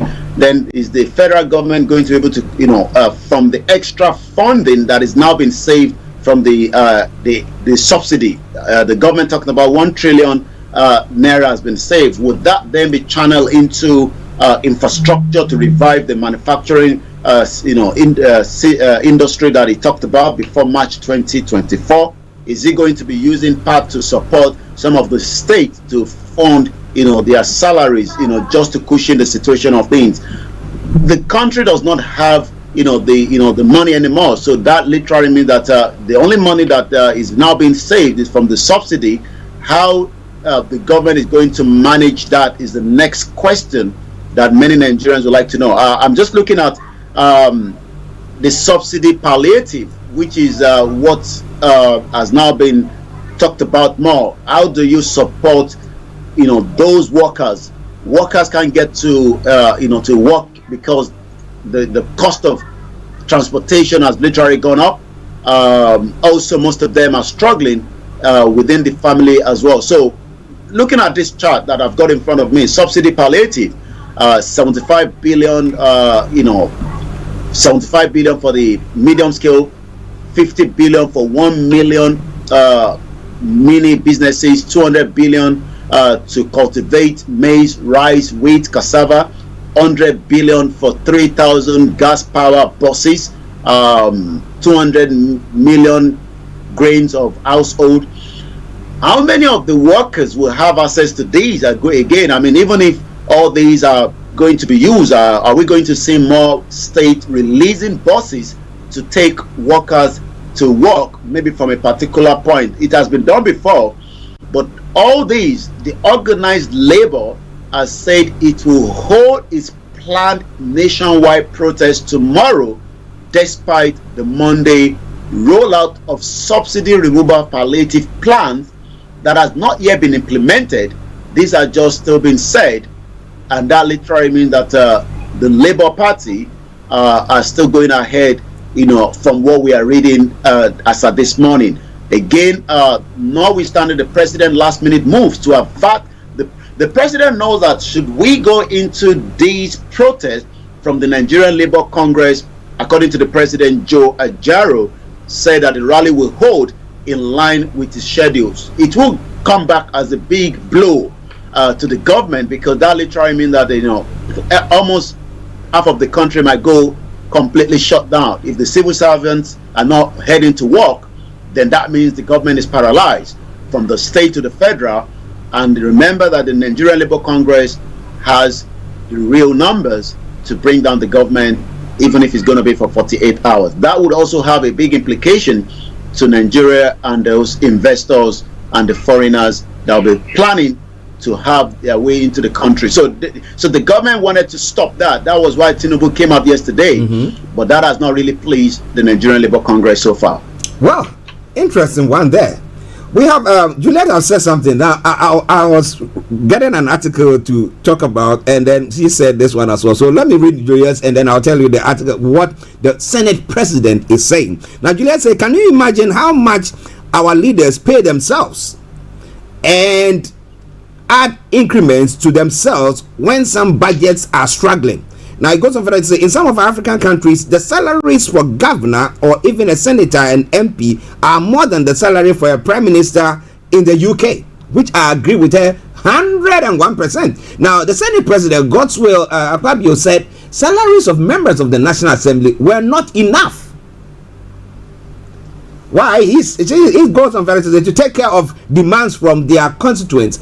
Is it the duty of the senators to be taking care of, to go and be paying school fees, be giving? But is that their duty? They are supposed to be there to make laws, and I mean, so that we live in a good environment where people can flourish in their businesses and make ends meet for themselves. He says, Kwabio stated this on Monday while contributing to a debate on a motion sponsored by Abdurrahman Kwawu Suleiman, member of the new Nigerian People's Party, representing Kano, on the need to avert impending strike planned by the Nigerian Labour Congress. So that I think that if our senators have got more money, then those senators will go to, the labor force to say that we are giving you those money so that you stop them from. What kind of rubbish is that, Yomi? Well, you're quite right. What we do know is that most of this, the politicians tend to be the one taking care of what, the government is meant to look after. When it comes to giving birth, you go to the politicians. When you need to go to the hospital, you go to the politicians.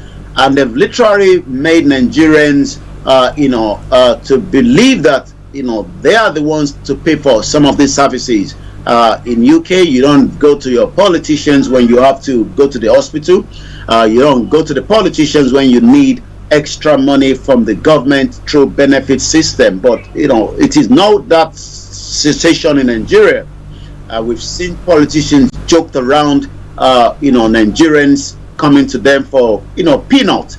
But the question then is, how much more time can Nigerians take these? Especially the demand of Nigerians is also becoming very high.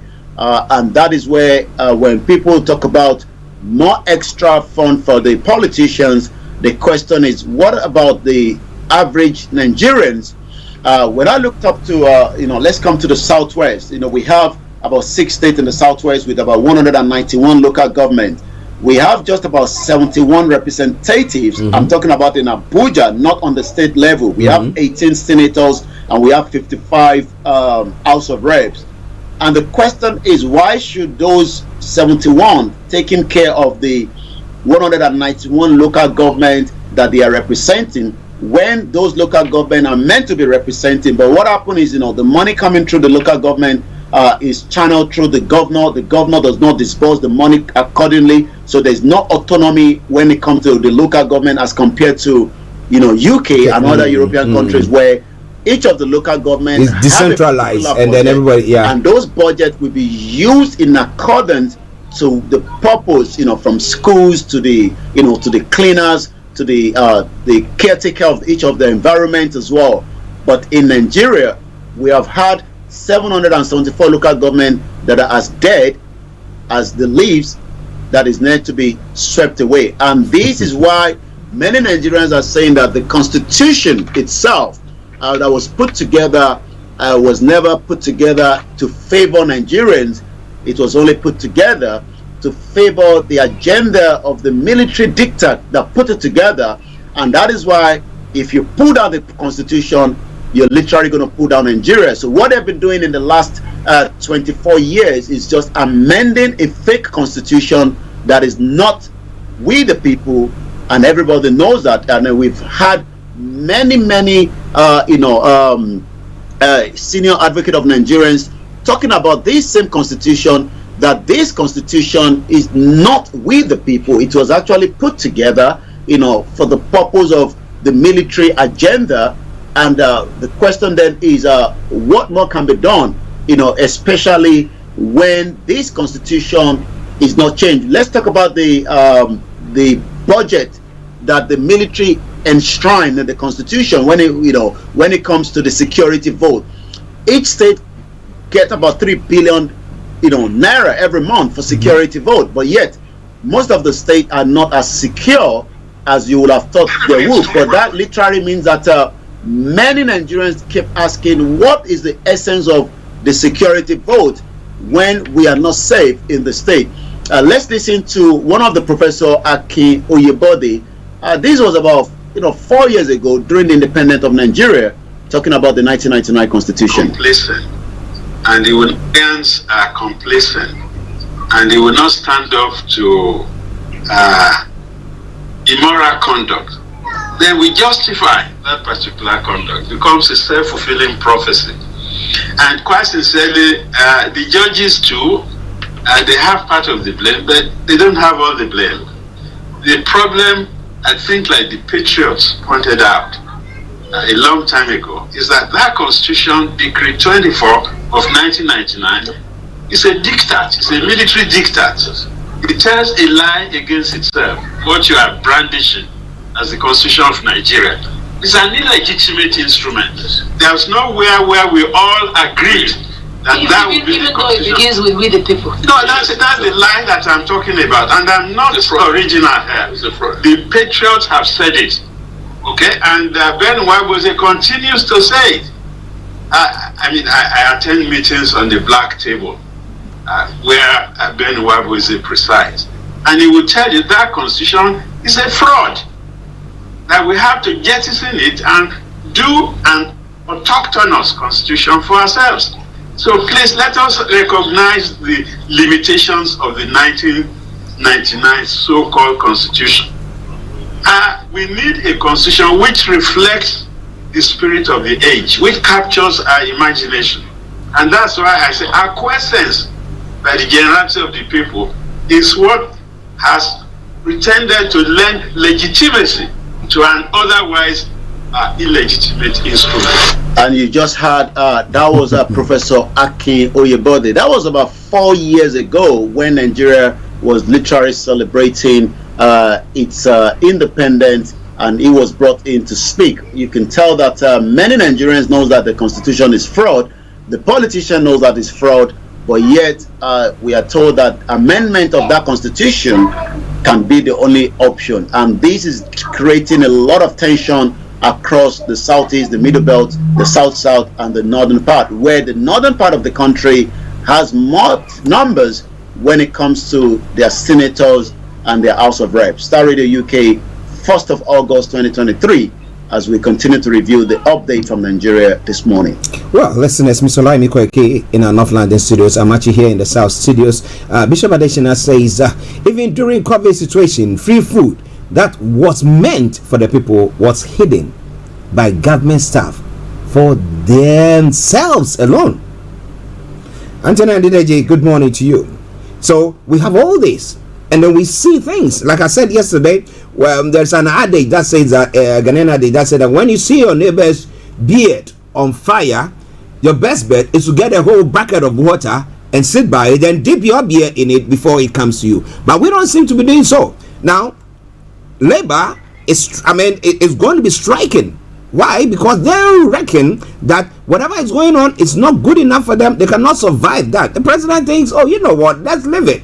And we are seeing what is happening in Niger, what is happening in Mali, what is happening in Burkina Faso, and the unrest that is going on. Insecurity. You talk about farming, you talk about all those things. How can people go to their farms when there is insecurity there, and then they go there and you have the Fulani headsmen coming in to come and rampage everything and kill them? What's the point? Well, you want to know more? You got to stay with us. It is Star Radio UK. Let's go to Yomi. We know that the president is en route to Benin. I think he himself and Talon, I think they become very, very good pals. They go to have breakfast. This one come and have dinner in their place, and this one has to go have breakfast. Now he's gone back there. What are they going to do? Attack what? Niger? Yomi. Well, Nigeria and Benin Republic, as many say, is just the number 37 state in Nigeria. But apparently, as we know, the Western colonials have, make it as an independent country of its own. But yet, there's still good cordial relationship between Benin Republic, that the president is en route celebrating their 63 independent anniversary of the Republic of Benin. According to the president's spokesman, Dele Alake, said that Bola Tinubu today will attend the 63rd independent anniversary of the Republic of Benin. Also traveling with the president will be the governor of Ogun State, Dapo Abiodun, that also has a very huge border between Ogun State and Benin Republic. Lagos also has a huge link between Benin Republic as well. Seyi Makinde or your state also have a link with Benin Republic. When you talk about traveling from Oyo State, you can also get to there. Also, Kwara State will be traveling, Abdurrahman, Abdurazak, and also Kebbi and Niger State. All these 5 governors will be traveling as well. Tinubu met with Talon at the New Global Financial Pact in Paris. We know that after that they've met twice in Abuja, once before the Republic of Niger coup d'etat, and second when he also attended the ECOWAS emergency meeting. Do we have any other information that will be discussed there? We don't know yet, but we know that the president had a sideline conversation with President Talon. but maybe this is just a cordial relationship. Some might be. I got the first call this morning about 7 o'clock when one of our mothers, Olori Eko, talked about Talon visiting, Tinubu visiting Talon. We know that Chief Dr. Sunday Igboho has been in Benin Republic for the last 2 years, where the president have given him, in a humanitarian safety that is needed in accordance to the humanitarian laws, international law as well. When he was on his way to Germany, and he was actually stopped because the former president Muhammadu Buhari already gave an order for him to be picked up wherever he was. But unfortunately, President Talon refused, in terms of the judiciary in Benin Republic, to allow Igboho to be returned back to Nigeria after, information says he was not who he thought he was, because it seems that the former God president wanted to label him as a criminal. So we will be monitoring that. But again, as many Yorubas, we'll be looking forward to see what is going to be the next line of action between the Benin Republic, Sunday Igboho, and Nigeria, just as many day 2 of the next sit-at-home continue. Sit-at-home in Ebonyi, the whole road is completely locked down. Akwa Ibom is locked down, as we can see, but it seems that this is coming up for it. Let's go straight to some of the other headlines quickly at exactly 43 minutes past this morning. Senate have managed to screen 14. One of those that was screened only had 2 credits at his WAEC, and the question was raised in how he was able to manage to complete his university, with somebody that had 2 credits. And some Nigerians are saying even the president doesn't have a school cert. I'm talking about, the president, Muhammadu Buhari, were unable to find a school cert. So most of the ministers have been screened. Wike spoke. Wike, as many Nigerians say, seems to be one mouth there, one mouth on the other side. He says he's going to do his best. Federal government have now replied, Femi Falana, the senior advocate of Nigeria, as Falana insists that NLC strike is illegal. Federal government replied Falana and insists that the NLC strike is illegal. We know that the government is still working hard to see if they can stop that tomorrow, but I'm not too sure whether that is going to happen, but we have to wait and see. But the federal government has insisted that the planned industrial action by the Nigerian Labour Congress is illegal. Sam Ogala of the Falana Chamber, in a letter dated on the 28th of July 2023, has stated that the right to peaceful protest has not been removed from the Constitution. The federal government, in a letter on Monday yesterday by their own Solicitor General of the Federation and the Permanent Secretary, Federal Ministry of Justice, Beatrice Jadi Agba, and addressed the Falana Chambers on Monday, restated that there is a substantive interim order restraining NLC from embarking on any industrial action. So let's go straight to other headline quickly, and then I'll come back again. NANS ASU disagree as the federal government halts fee high.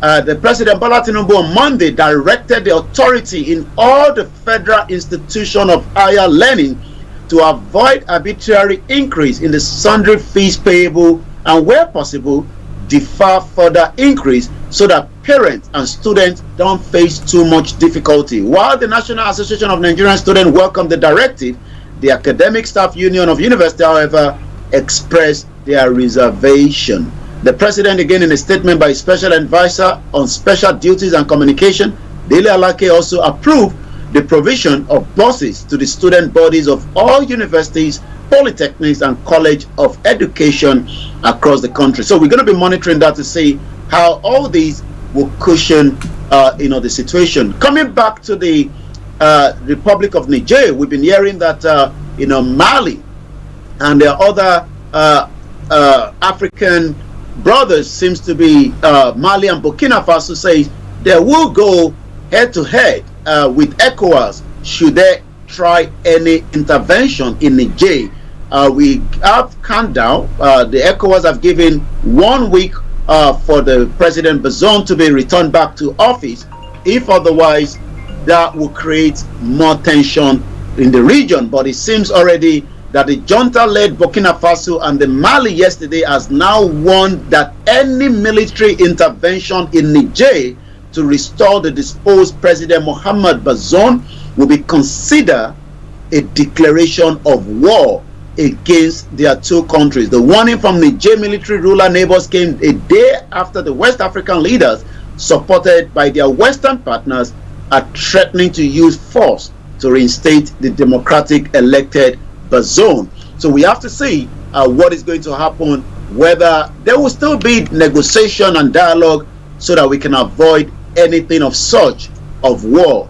IPOB or Haize begs Igbos in the southeast to disobey Simon Ekpa new sit-at-home order is the headline coming as well. Tinubu is hypocrite, refuses increase minimum wage but praises private sector for raising salaries. This is coming again from the NLC. Elections, there shouldn't be a reward for bad behavior, says INEC Chair Yakubu, is another headline coming as well. Buhari fraudulent exchange rate policy produced overnight billionaires, worsen Nigeria poverty. That is coming again from one of the headline, and then I'm going to be moving. Let's touch on that a little bit because many Nigerians are still wondering how President Muhammadu Buhari, the former president, was able to bring down Nigeria from where it was in 2015 to where it was by the time he left last May this year.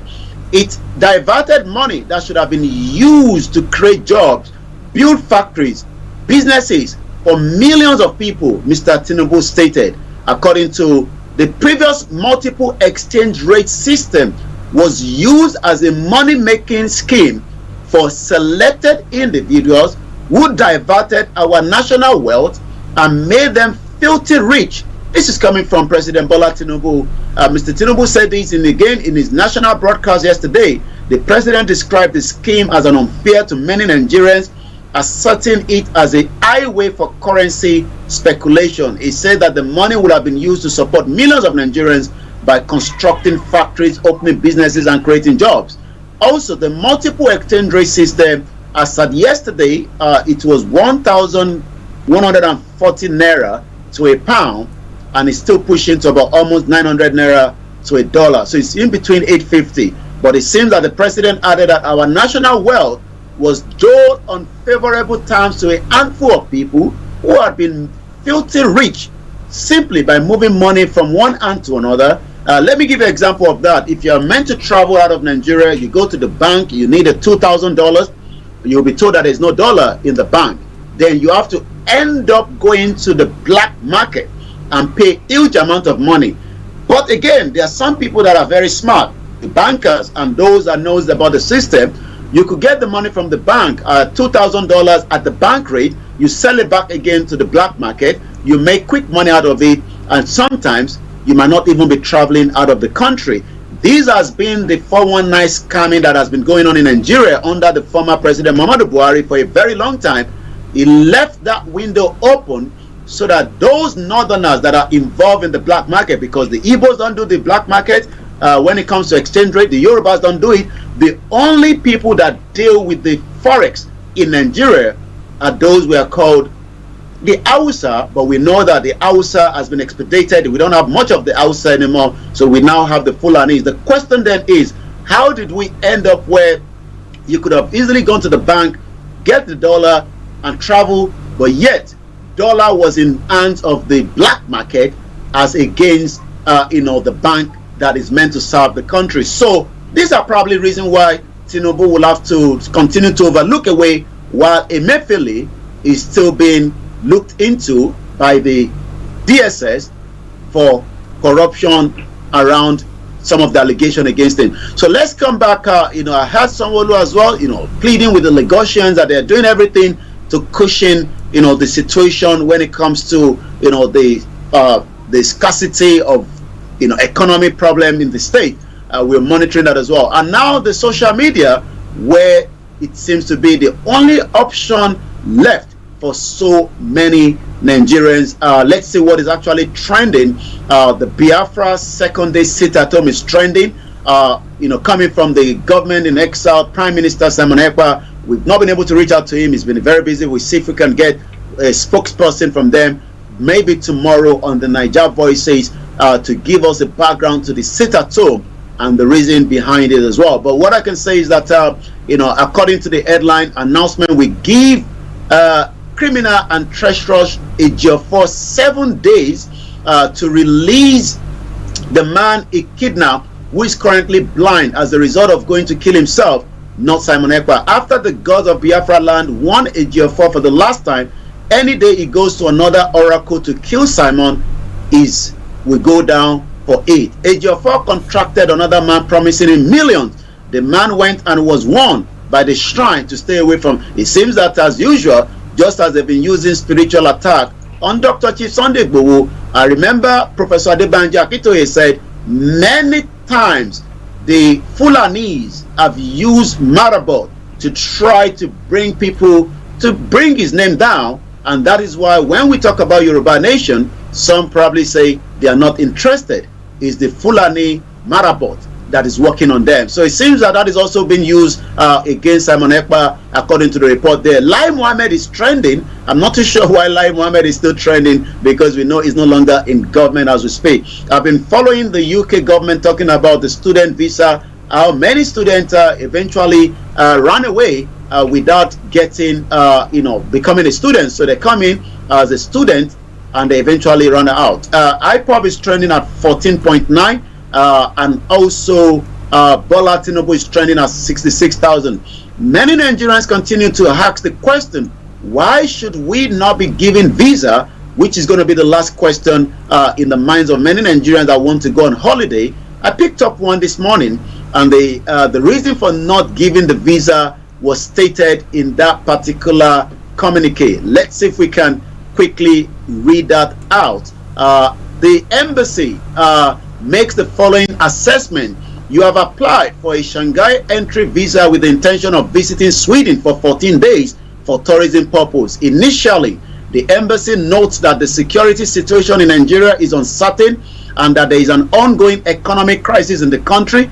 There is therefore a high risk that Nigerian citizens do not leave their territory of the member of state before the expiry of their visa applied for. The applicant must therefore be well established in their home country to be able to be granted visa. The embassy also wants to highlight that the trade in the forged document by private individuals, corruption in the connection with the issuing of document by authority is very common in Nigeria. Available country information indicate that the possession of a Nigerian ID document, even certified one, does not guarantee the correct identity of a person. Many businesses specialize in issuing forged documents, and it is neither difficult nor expensive to obtain. For example, a forged driver license or other document in turn can be used to obtain, for example, a passport, a birth certificate. According to investigation, there is a particular brisk trade in the forged document in Benin City in Edo State. Country of origin information reported in Nigeria in March 2021. So you can tell that the embassies in Nigeria are becoming much more aware of the Oluwole fraudulent document that many Nigerians put out to apply for visa, and sometimes when they get the visa, according to them, they are not likely to return back to their country. And this is why this individual was shocked with this result that came back for the purpose and condition of intended to stay in Sweden. Like mentioned above, you have previously never visited Shanghai area and subsequently returned to your country. These are reasons why those that are agitating are saying, these Shanghai countries, how much in population are there compared to the Biafra as a population that can have their own country and a new economy? I probably never need to travel to Shanghai in the first place, because what we know, according to the Yorubas, in the 80s, you are not likely to stay in UK after your study. You return back home and support the regional government.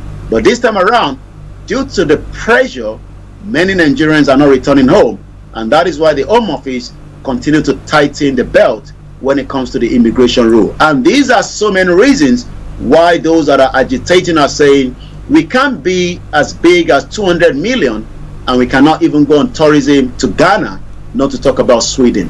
Starr Radio UK, come back again to you in the studio. Wow, listeners, it's a mouthful. I'm got smart, but It's one of those things. What do we do? But Bishop Adesina says the nose mask. He's talking about how our leaders don't even make sure that whatever palliatives are given don't get to the right place. And he's talking about the nose masks shipped to Nigeria for the doctors to operate were not given to the Ministry of Health, but used by executives and government. And it goes on further to say the CBN and the MFLA sell dollars directly to exchange managers. That is the black markets, leaving the bank often.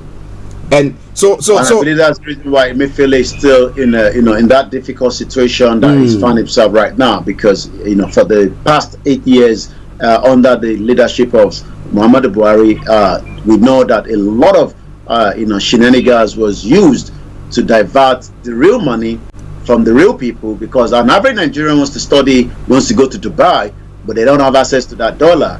But yet the dollar is in the hands of the corrupt businessmen and politicians, and also those that were making life difficult. According to even the current government, that is also accusing his predecessor Muhammadu Buhari for allowing the dollar to be used as a scam. And when people say Nigeria is a scam, some ask how. This is how. Well, if you see, that's where I talk about the fact that we're using democracy, and this democracy doesn't seem to be giving us the necessary result. So if you get people from Niger, you get people from Mali, think that we can't take this no more, and we think we need to do something, and people will talk about it. Do you blame them? Do you blame them? Well. Listeners, it is Starr Radio UK. I think we have to end our conversation here. We want to go on. We'll go on and on and on and on and on. But Yomi, before you go. Well, before we go, it is the Starr Radio UK. Archie will take you through the rest of the segment, and the line will be open where you can call in as well. I'll be back again tomorrow, where we will be looking forward to the Niger Voices at about 1800 hours. By that time, we will know whether we are already at the day one of the sit-at-home from the NLC, and that will be day 3 from the sit-at-home in the Biafra land. Well, we'll all be here. We'll all see what happens. Yomi, thank you very much. Catch up later. Bye for now. Bye. Well, listeners, that has been Mr. Olayomi Koiki bringing you updates from Nigeria. And African leaders, my goodness. We say that's enough. It's democracy. We have to make sure that we protect it. We have to make sure that it works for us. Work for us? Well. Interesting times. Do you blame those countries who have the military have conducted coup d'etats? Much as we don't like that, the rule of law seems to be working against us. We are in Nigeria, where a court has ruled that the DSS should release somebody, and they're still holding the person up. So what kind of rule of law are we talking about? Are we not still in a military dictatorship? So why don't we just get there then? Then we know that this is where we found ourselves. But well, let's enjoy this music, and let me have a sip of water. I come back, and then the lines will be open for you to add your voice to the discussions. It is Starr Radio UK. The Zongo man says the problems of Africa.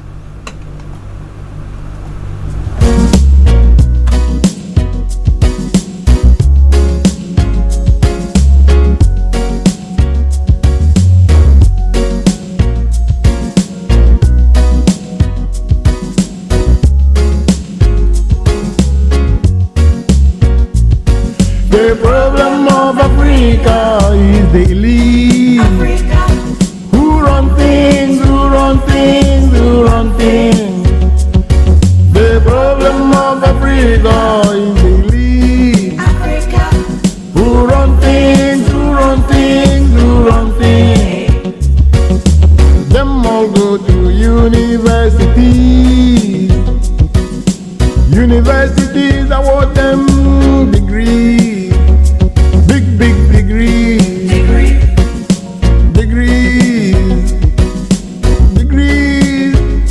Big degrees. MSc in stealing. Bachelor of Arts, mismanagement. Masters in looting. MSc in corruption.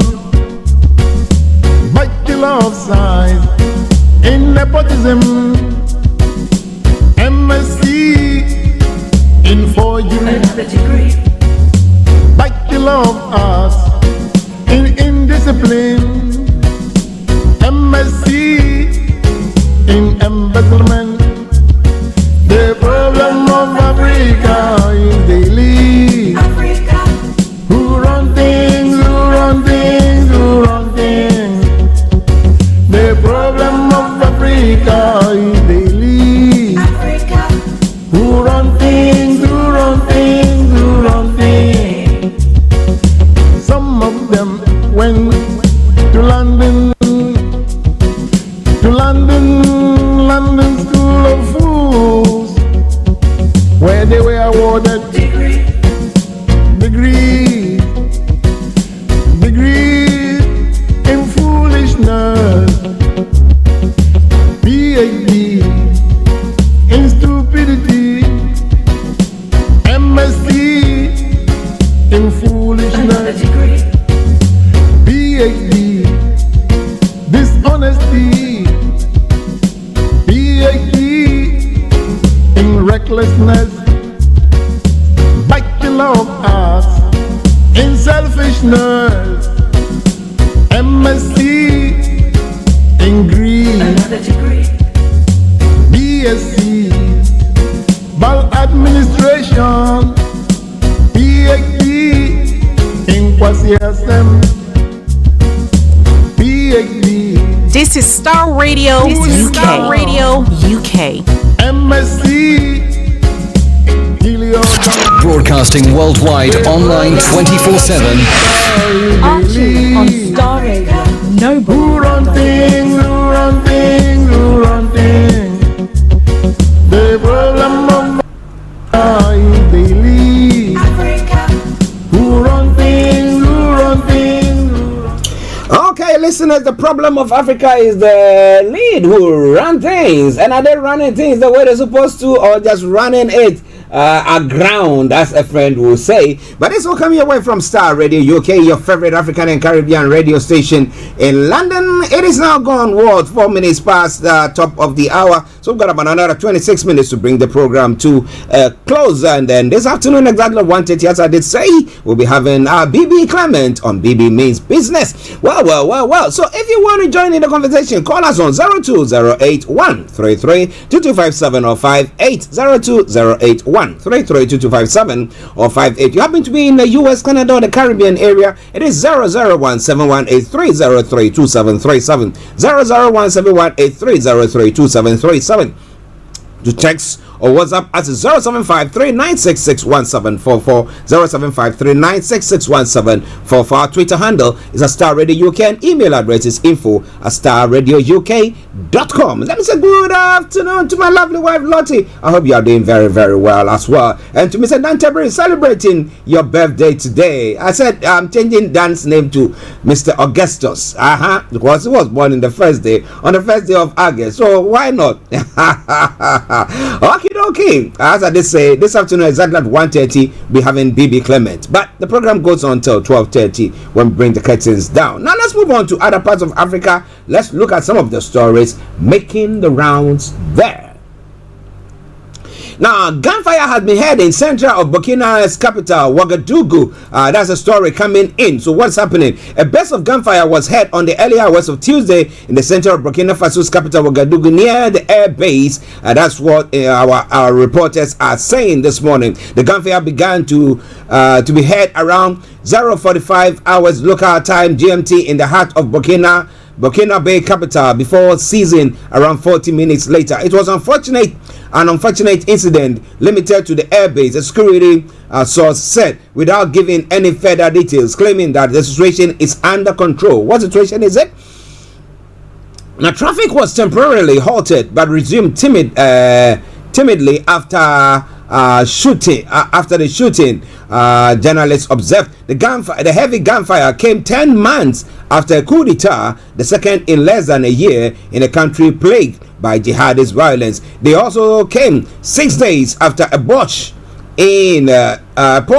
in a neighboring Niger that toppled elected President Mohamed Bazoum. On 30th of September 2022, a coup d'etat brought Captain Ibrahim Traoré to power in Ouagadougou, overthrowing Lieutenant Colonel Paul Henry Damiba, who had carried out the first putsch, and overthrew the elected President Roch Marc Christine Kabore on the 24th of January of the same year. So, you know, it is our kind of cake, you know. We just get this one out, get that one in, yeah.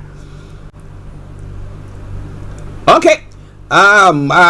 So bringing you some more stories. Now, in Senegal, 2 people have been killed in a protest following Sonko's detention. The story said the detention of Senegalese opposition figure Ousmane Sonko on Monday sparked new protests, killing 2 in the southern city of Ziguinchor. Now, the 7 new charges against Sonko were announced by Senegal's public prosecutor on Saturday and included a charge for inciting insurrection. According to the prosecutor, these charges are separate from the moral corruption case for which Sonko was sentenced in 2 years on June 1. The sentencing in June resulted in the country's worst unrest in years. At least 16 people were killed during the protests, according to authorities. Amnesty International, however, put the number higher than at 24, while Sonko's patriots of Senegal Pastef Party put it at 30. Now, following the death of the 2 men in Ziguinchor, where Sonko is mayor, the Interior Ministry is in a press release called on the population to remain calm and serene, and said there are measures are being taken to preserve peace and tranquility in the country. But how much more can the people of Senegal take when it comes to this issue there? It is all coming away from Starr Radio UK. It is your favorite African and Caribbean radio station in London. Okay. But as we did say during the updates from Nigeria, in a move considered a tactical way to protect the recent regime change in Niger, Mali's military junta said on Monday that they stand to support the coup leaders in Niamey. Now, Mali said that they stand together with Burkina Faso to defend Niger, and further warned that any foreign military intervention in Niamey will be considered a declaration of war on both nations with Niger. Now, I warned that any military intervention against Niger will be considered a declaration of war against Burkina Faso and Mali, announced Colonel Abdoulaye Maiga, State Minister for Territorial Administration and Decentralization, Mali junta. The announcement was in response to the outcome of a summit by regional bloc ECOWAS that gave a 7-day deadline to Niger coup leaders to free detained President Mohamed Bazoum and restore civilian rule or face consequences with military force, an option being considered. Now, Mali further denounced the persistent sanctions by the ECOWAS upon the 3 countries, terming them illegal. But this is a case where they are now forming a group of their own, so they're going to be supporting themselves. So is it not a tendency, is it not something that is brewing, that more parties or more countries can decide, you know what, we can also take that stand, overthrow whatever, and we form our own group where we can be trading amongst ourselves, and we will have maybe some other advanced country saying that, you know what, we're going to be supporting you guys, you can be trading amongst ourselves. Because gone are the days where we had the Western world being able to, manipulate and do all those stuff. They do that. We had the Eastern Bloc. Everybody do that. They manipulate. They're just trying to get their hands in there so that the natural resources of that country, they can also siphon and use it to their advantage. So, what do you think is going to happen there? Are we going to be seeing some more coup d'etats, and they're saying Mali, Burkina Faso, Niger saying that, you know what, we support you as well, and then we can be trading amongst ourselves? Is that what is going to happen? And has the ECOWAS now become a toothless bulldog? And AU, the less I talk about it, the better. Starr Radio UK, your favorite African and Caribbean radio station in London. Now, when it comes to issues happening in Sudan, now so far the war continues. There were some African countries and some African leaders who were trying to broker a peace deal with them. But we've had a few peace deals that have been brokered, and then at the end of it, the war continues like no man's business. But what do you think about all that? Lots more going to be coming your way. So stay tuned. Don't you touch the dial. 12 minutes past 12 the time. We've got about another 18 minutes to bring the program to a close. And as I did announce, if you want to hop in, feel free, hop in. You make your case, and there we go. And then at 12:30, we bring the curtains down for the end of the program. Now, going straight to Ghana as well. Government wants pension funds exchange to treasury bonds, other bonds as well. And then when it came to the e-levy, he said e-levy government misses 2023 first half target, rates only 46% of projected 982 million Ghana cedis. Well, taxing the people, taxing them, get a point that the people become wise. You know, they say, and I can't add it once again, that says that when the foolish person or the what do you call it? The one who, the joker, becomes wise, then the party is over, because nobody is going to be, joking for people to be laughing. Okay? That seems to be what is happening now. So the people are becoming wise, and therefore government is not getting that money. Maybe they will travel and bring you the cash. What about that? So no more transactions there, so that you can say that you're going to be taxing them on that. Well. It is Starr Radio UK, your favorite African and Caribbean radio station in London. The Minister of Finance has written to the pension funds requesting for their participation in debt exchange program. Now, in a letter, the minister requested that pension funds to exchange their current holdings to treasury bonds, ESLA bonds, and Dachi bonds. Now, I don't know why they like giving all those names, the Chi names to it. Ghana is not a Chi nation, is it? Yep. Okay, in line with the memorandum of understanding signed between yourselves and the government, this proposal is aimed at alleviating the cash constraints on the government in the coming years, while fully compensating the pension funds for the value of their respective current holdings. In line with it goes on. This proposal has been carefully crafted to facilitate the execution of the MOU while addressing the government financial needs. The proposed debts exchange entails exchanging your current holdings to treasury bonds, as the ESLA bonds and Dachi bonds, for new tranches of the currently outstanding existing exchange series, now issued on February 2023 and maturing in 2027 and 2028 respectively. Exchange bond 2027 and exchange bond 2028, and together the exchange bonds, he explained. He expressed the government gratitude for the continued collaboration between the pension funds and the government. Now the question is, has government actually done diligence to its expenditure?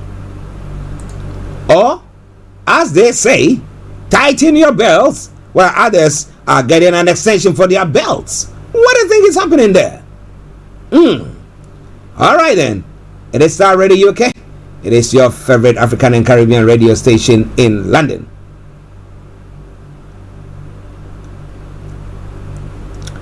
Well. There are some other stories. Okay, let me touch on this one briefly, and then we'll move on to some of the other stories making the rounds in the other parts of the world and the UK as well, and then we can bring the program to a close. Now, kitchen scandal. Now, Gabi Asare Dako, lawyer and cousin of the president, Nana Addo Dankwa Akufo-Addo, is the latest personality to come under the parliamentary oversight radar of North Tongo MP, a member of parliament, that is Samuel Okudzeto Ablakwa. The lawmaker on August 1, that's today, posted a series of documents to back his latest publication dubbed Kitchen Scandal. He accused Akufo-Addo's inner circle, especially Gabi, of engaging in a deal that is likely to cost the country huge sums of money. He disclosed that the scandal in question was valued at 187.3 million Ghana cedis. The kitchen scandal is a tale of betrayal, bravado, double standards, influence peddling, dishonesty, greed, collusion, arm twisting, naked nepotism, and blatant rape of public purse. The kitchen scandal will afford us a rare insight into how President Akufo-Addo kitchen cabinet operates and how destructive they have been to national progress. His introductory paragraph to the expose read, according to Ablakwa, Ochedako managed to get section of government, including the Attorney General and elements within the Finance Ministry, to agree to pay his new client the said amount, even though there is no basis for so to be done. Does it bring any memories to you. You remember what is his name? I'll remember his name and I'll tell you. One of them who is said to allegedly gone to do some work on some stadia. What is his name? I've forgotten his name. My goodness, it's absolutely insane for Kufuor's kitchen cabinet to create Ginamo's 187.3 million liability for Ghanaian taxpayers under the downgraded bankrupt IMF bailout economy. The MP lamented. But this is the case where the government itself has written off its debt to the Bank of Ghana, a tune of 67 billion Ghana cedis. Where did that money go? Did we get value for money? Interesting one there. And this will come your way from Starr Radio UK. It is your favorite African and Caribbean radio station in London. Now let's move on straight to some other stories making the rounds this morning. Don't touch the dial.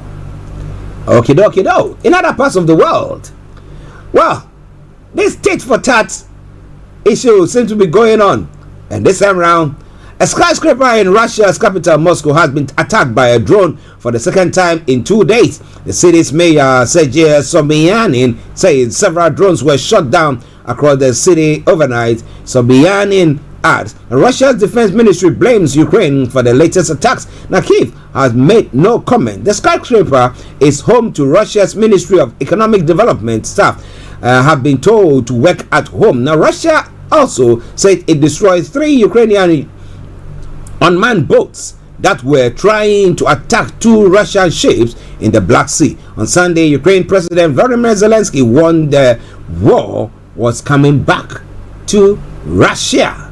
All right then. So, well, we see some damages in some picture that are in front of us. But again, to what end? To what end? And to what end? Now, in other stories as well, in Myanmar, Aung San Suu Kyi's jail term has been reduced after some pardons. You know what? The person was sentenced to 33 years imprisonment, and 6 of it has been quashed.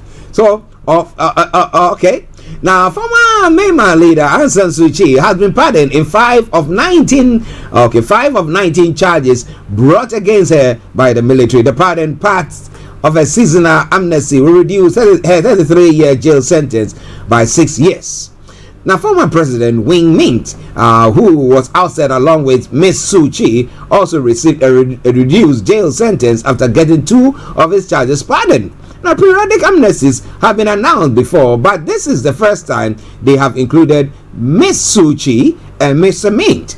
The military junta has made their other concessions in what appears to be an effort to revive stalled diplomacy efforts. Now, last week, Ms. Suu Kyi was moved from prison to house arrest in the capital, Naypyidaw. The 78-year-old Nobel laureate has been detained by the military since February 2021 following the coup that ousted her. The coup triggered civil war in the country and has led to the deaths of thousands of people. The military junta has also been accused of unleashing disproportionate violence against those opposing its rule. Now, some countries, notably China and Thailand, have started a dialogue with the junta, but these initiatives have been criticized by excluding Ms. Suu Kyi's party, which won a huge majority in 2020 election. The extent of the win led the military to allege election fraud, which they then used as a justification for the coup.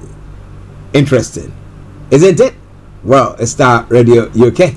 It is your favorite African and Caribbean radio station in London. It's so some international stories there. Now, China has replaced 2 leaders of an elite unit managing its nuclear arsenal, triggering speculation of a purge.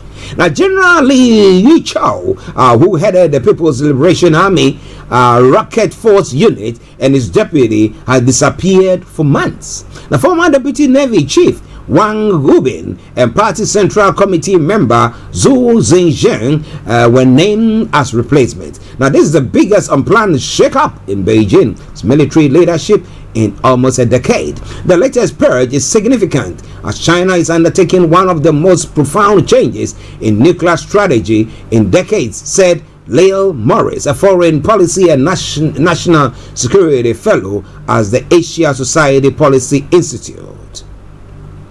Now, President Xi Jinping has consolidated control of the PLA in unprecedented ways, but that doesn't mean it's complete. Now, Xi is still worried about corruption in the ranks and has signaled that absolute loyalty to the party has not yet been achieved. He said Mr. Xi is also chairman of China's top military command, the Central Military Commission. At a meeting late last month, Mr. Xi stressed the need to focus efforts on addressing prominent issues faced by party organizations at all levels, in aspects such as maintaining the party's absolute leadership over the military, Chinese state media has reported.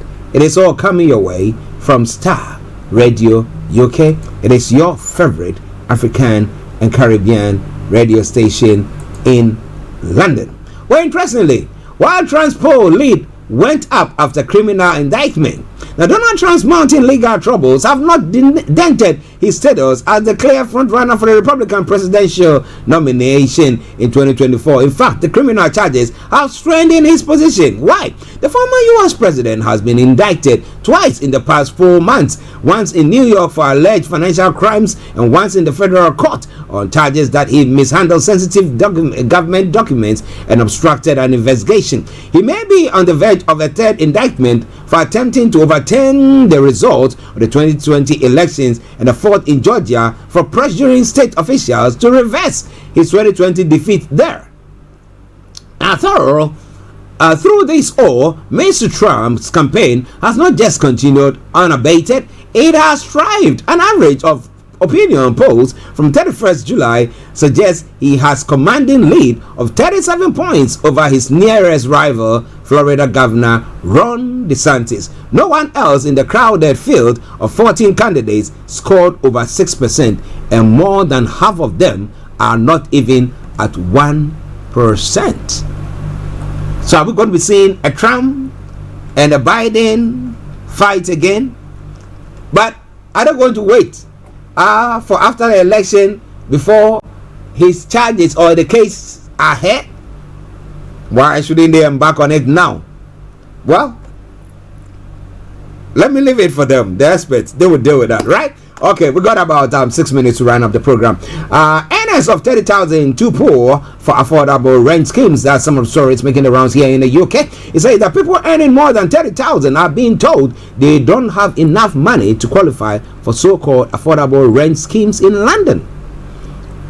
Under the deals, renters on low incomes should be able to secure homes at rates below market value. But information coming through says that some landlords insist on applicants earning between 35,000 and 60,000 to stand any chance of being accepted. MPs say the regulator needs to investigate how tenants are chosen. The term affordable housing covers various schemes to rent or buy, each with their own qualifying criteria, but application system and terminology can be confusing. The affordable housing sector has changed a lot since 2011 when affordable rent schemes were introduced in England. According to the UK's government housing department, they are for people on limited incomes. But if you're on limited income, do you think you can get your hand on that? No way, Mose. All right. Well, I'll bring you one other story, but they still made profit though. They say, oh, this time is falling, but I'll be telling you more. Now, UK household drops at their fastest annual pace for 14 years in July, according to Nationwide. The Building Society said prices are dropped by 3.8%, the biggest decline since July 2018. 2009. Now, Nationwide said mortgage interest rates remained high, making affordability a challenge for house buyers. Now, mortgage costs hit the highest level for 15 years in July as lenders grappled with inflation and uncertainty over rates set by the Bank of England. The average price of a home in the UK is 260,828, which is about 13,000 below a peak in August last year. Now, many first-time buyers should be welcome a drop in house price, which have climbed in recent years, including during the pandemic. But Nationwide said, despite July's fall, higher mortgage rates meant housing affordability remained stretched. So how are they going to be able to afford that? How are they going to get that? Well, it is Starr Radio UK. Well, Boris never goes to sleep. Well, as Prime Minister Boris Johnson railed against Newt counting as a massive drag on prosperity, blaming the process for slowing down building in the UK. Now, his own plans to build a pool at his newly acquired Oxfordshire home may be hampered due to the presence of his old nemesis, the great crested newt. Now, objecting to the pool, one council officer warned nearby newts could be impacted by the development. He advised planning permission should not be granted without an assessment. Mr. Johnson moved to the 3.8 million that the 17th century house in May of this year. And the grounds of the 9-bedroom building include a tennis court and is bordered on the 3 sides by a moat. Now, the holding objection to the pool, first reported in the Telegraph, was lodged by South and Vale Countryside Officer Edward Church, who said the proposed development falls within the red zone of the highest risk to great crested newts. So, well, he made a law, he made a statement, and that is coming to bite him on the backside. Now, what can he do? It's all coming your way from Starr Radio UK. A final story, and then we bring the program to a close. Oil giant BP's profit has reported a steep fall in profits between April and June after energy prices fell back from spikes caused by Russia's war with Ukraine. The firm said its underlying profits dropped to $2.5 billion. That is 2 billion. That compares to 8.4 billion gain it reported in the same 3 months last year, a period covering the early stages of Russia's assault on Ukraine. Now, wholesale oil and gas prices have fallen back sharply since last year. However, energy giants such as BP and its rival Shell continue to make strong profits. Shell recently reported 5.1 billion income from April to June quarter. Now, Nick Butler, visiting professor at King's College in London and a former BP executive, said the results are back to something like normality pre-COVID and pre-Ukraine. Well. It is Starr Radio UK, and that is where I bring the program to a close for today. We will be having BB Clement at 1:30. But for now, to prepare the grounds for her, let's take this short commercial break, and I bring you my last tune, and then we can bring the program to a close. Stay tuned and don't you go away. It's been me, Archie, and I say have a lovely and a wonderful day. Bye-bye for now. Hi everyone, it's your girl BB Clement, the author of How to Go From Employee to Entrepreneur, and the host of your weekly business show, BB Means Business, the show where we discuss everything you ever wanted to know about business but you were afraid to ask. How do I start my business? How do I raise the finance? How do I grow my business? Where am I going to find my customers? Join me every Tuesday at 1:30 p.m. on Starr Radio UK to get all the information and tips that you need to become a successful entrepreneur and become financially free. Remember, don't let life dictate to you. Rather, put your signature on life.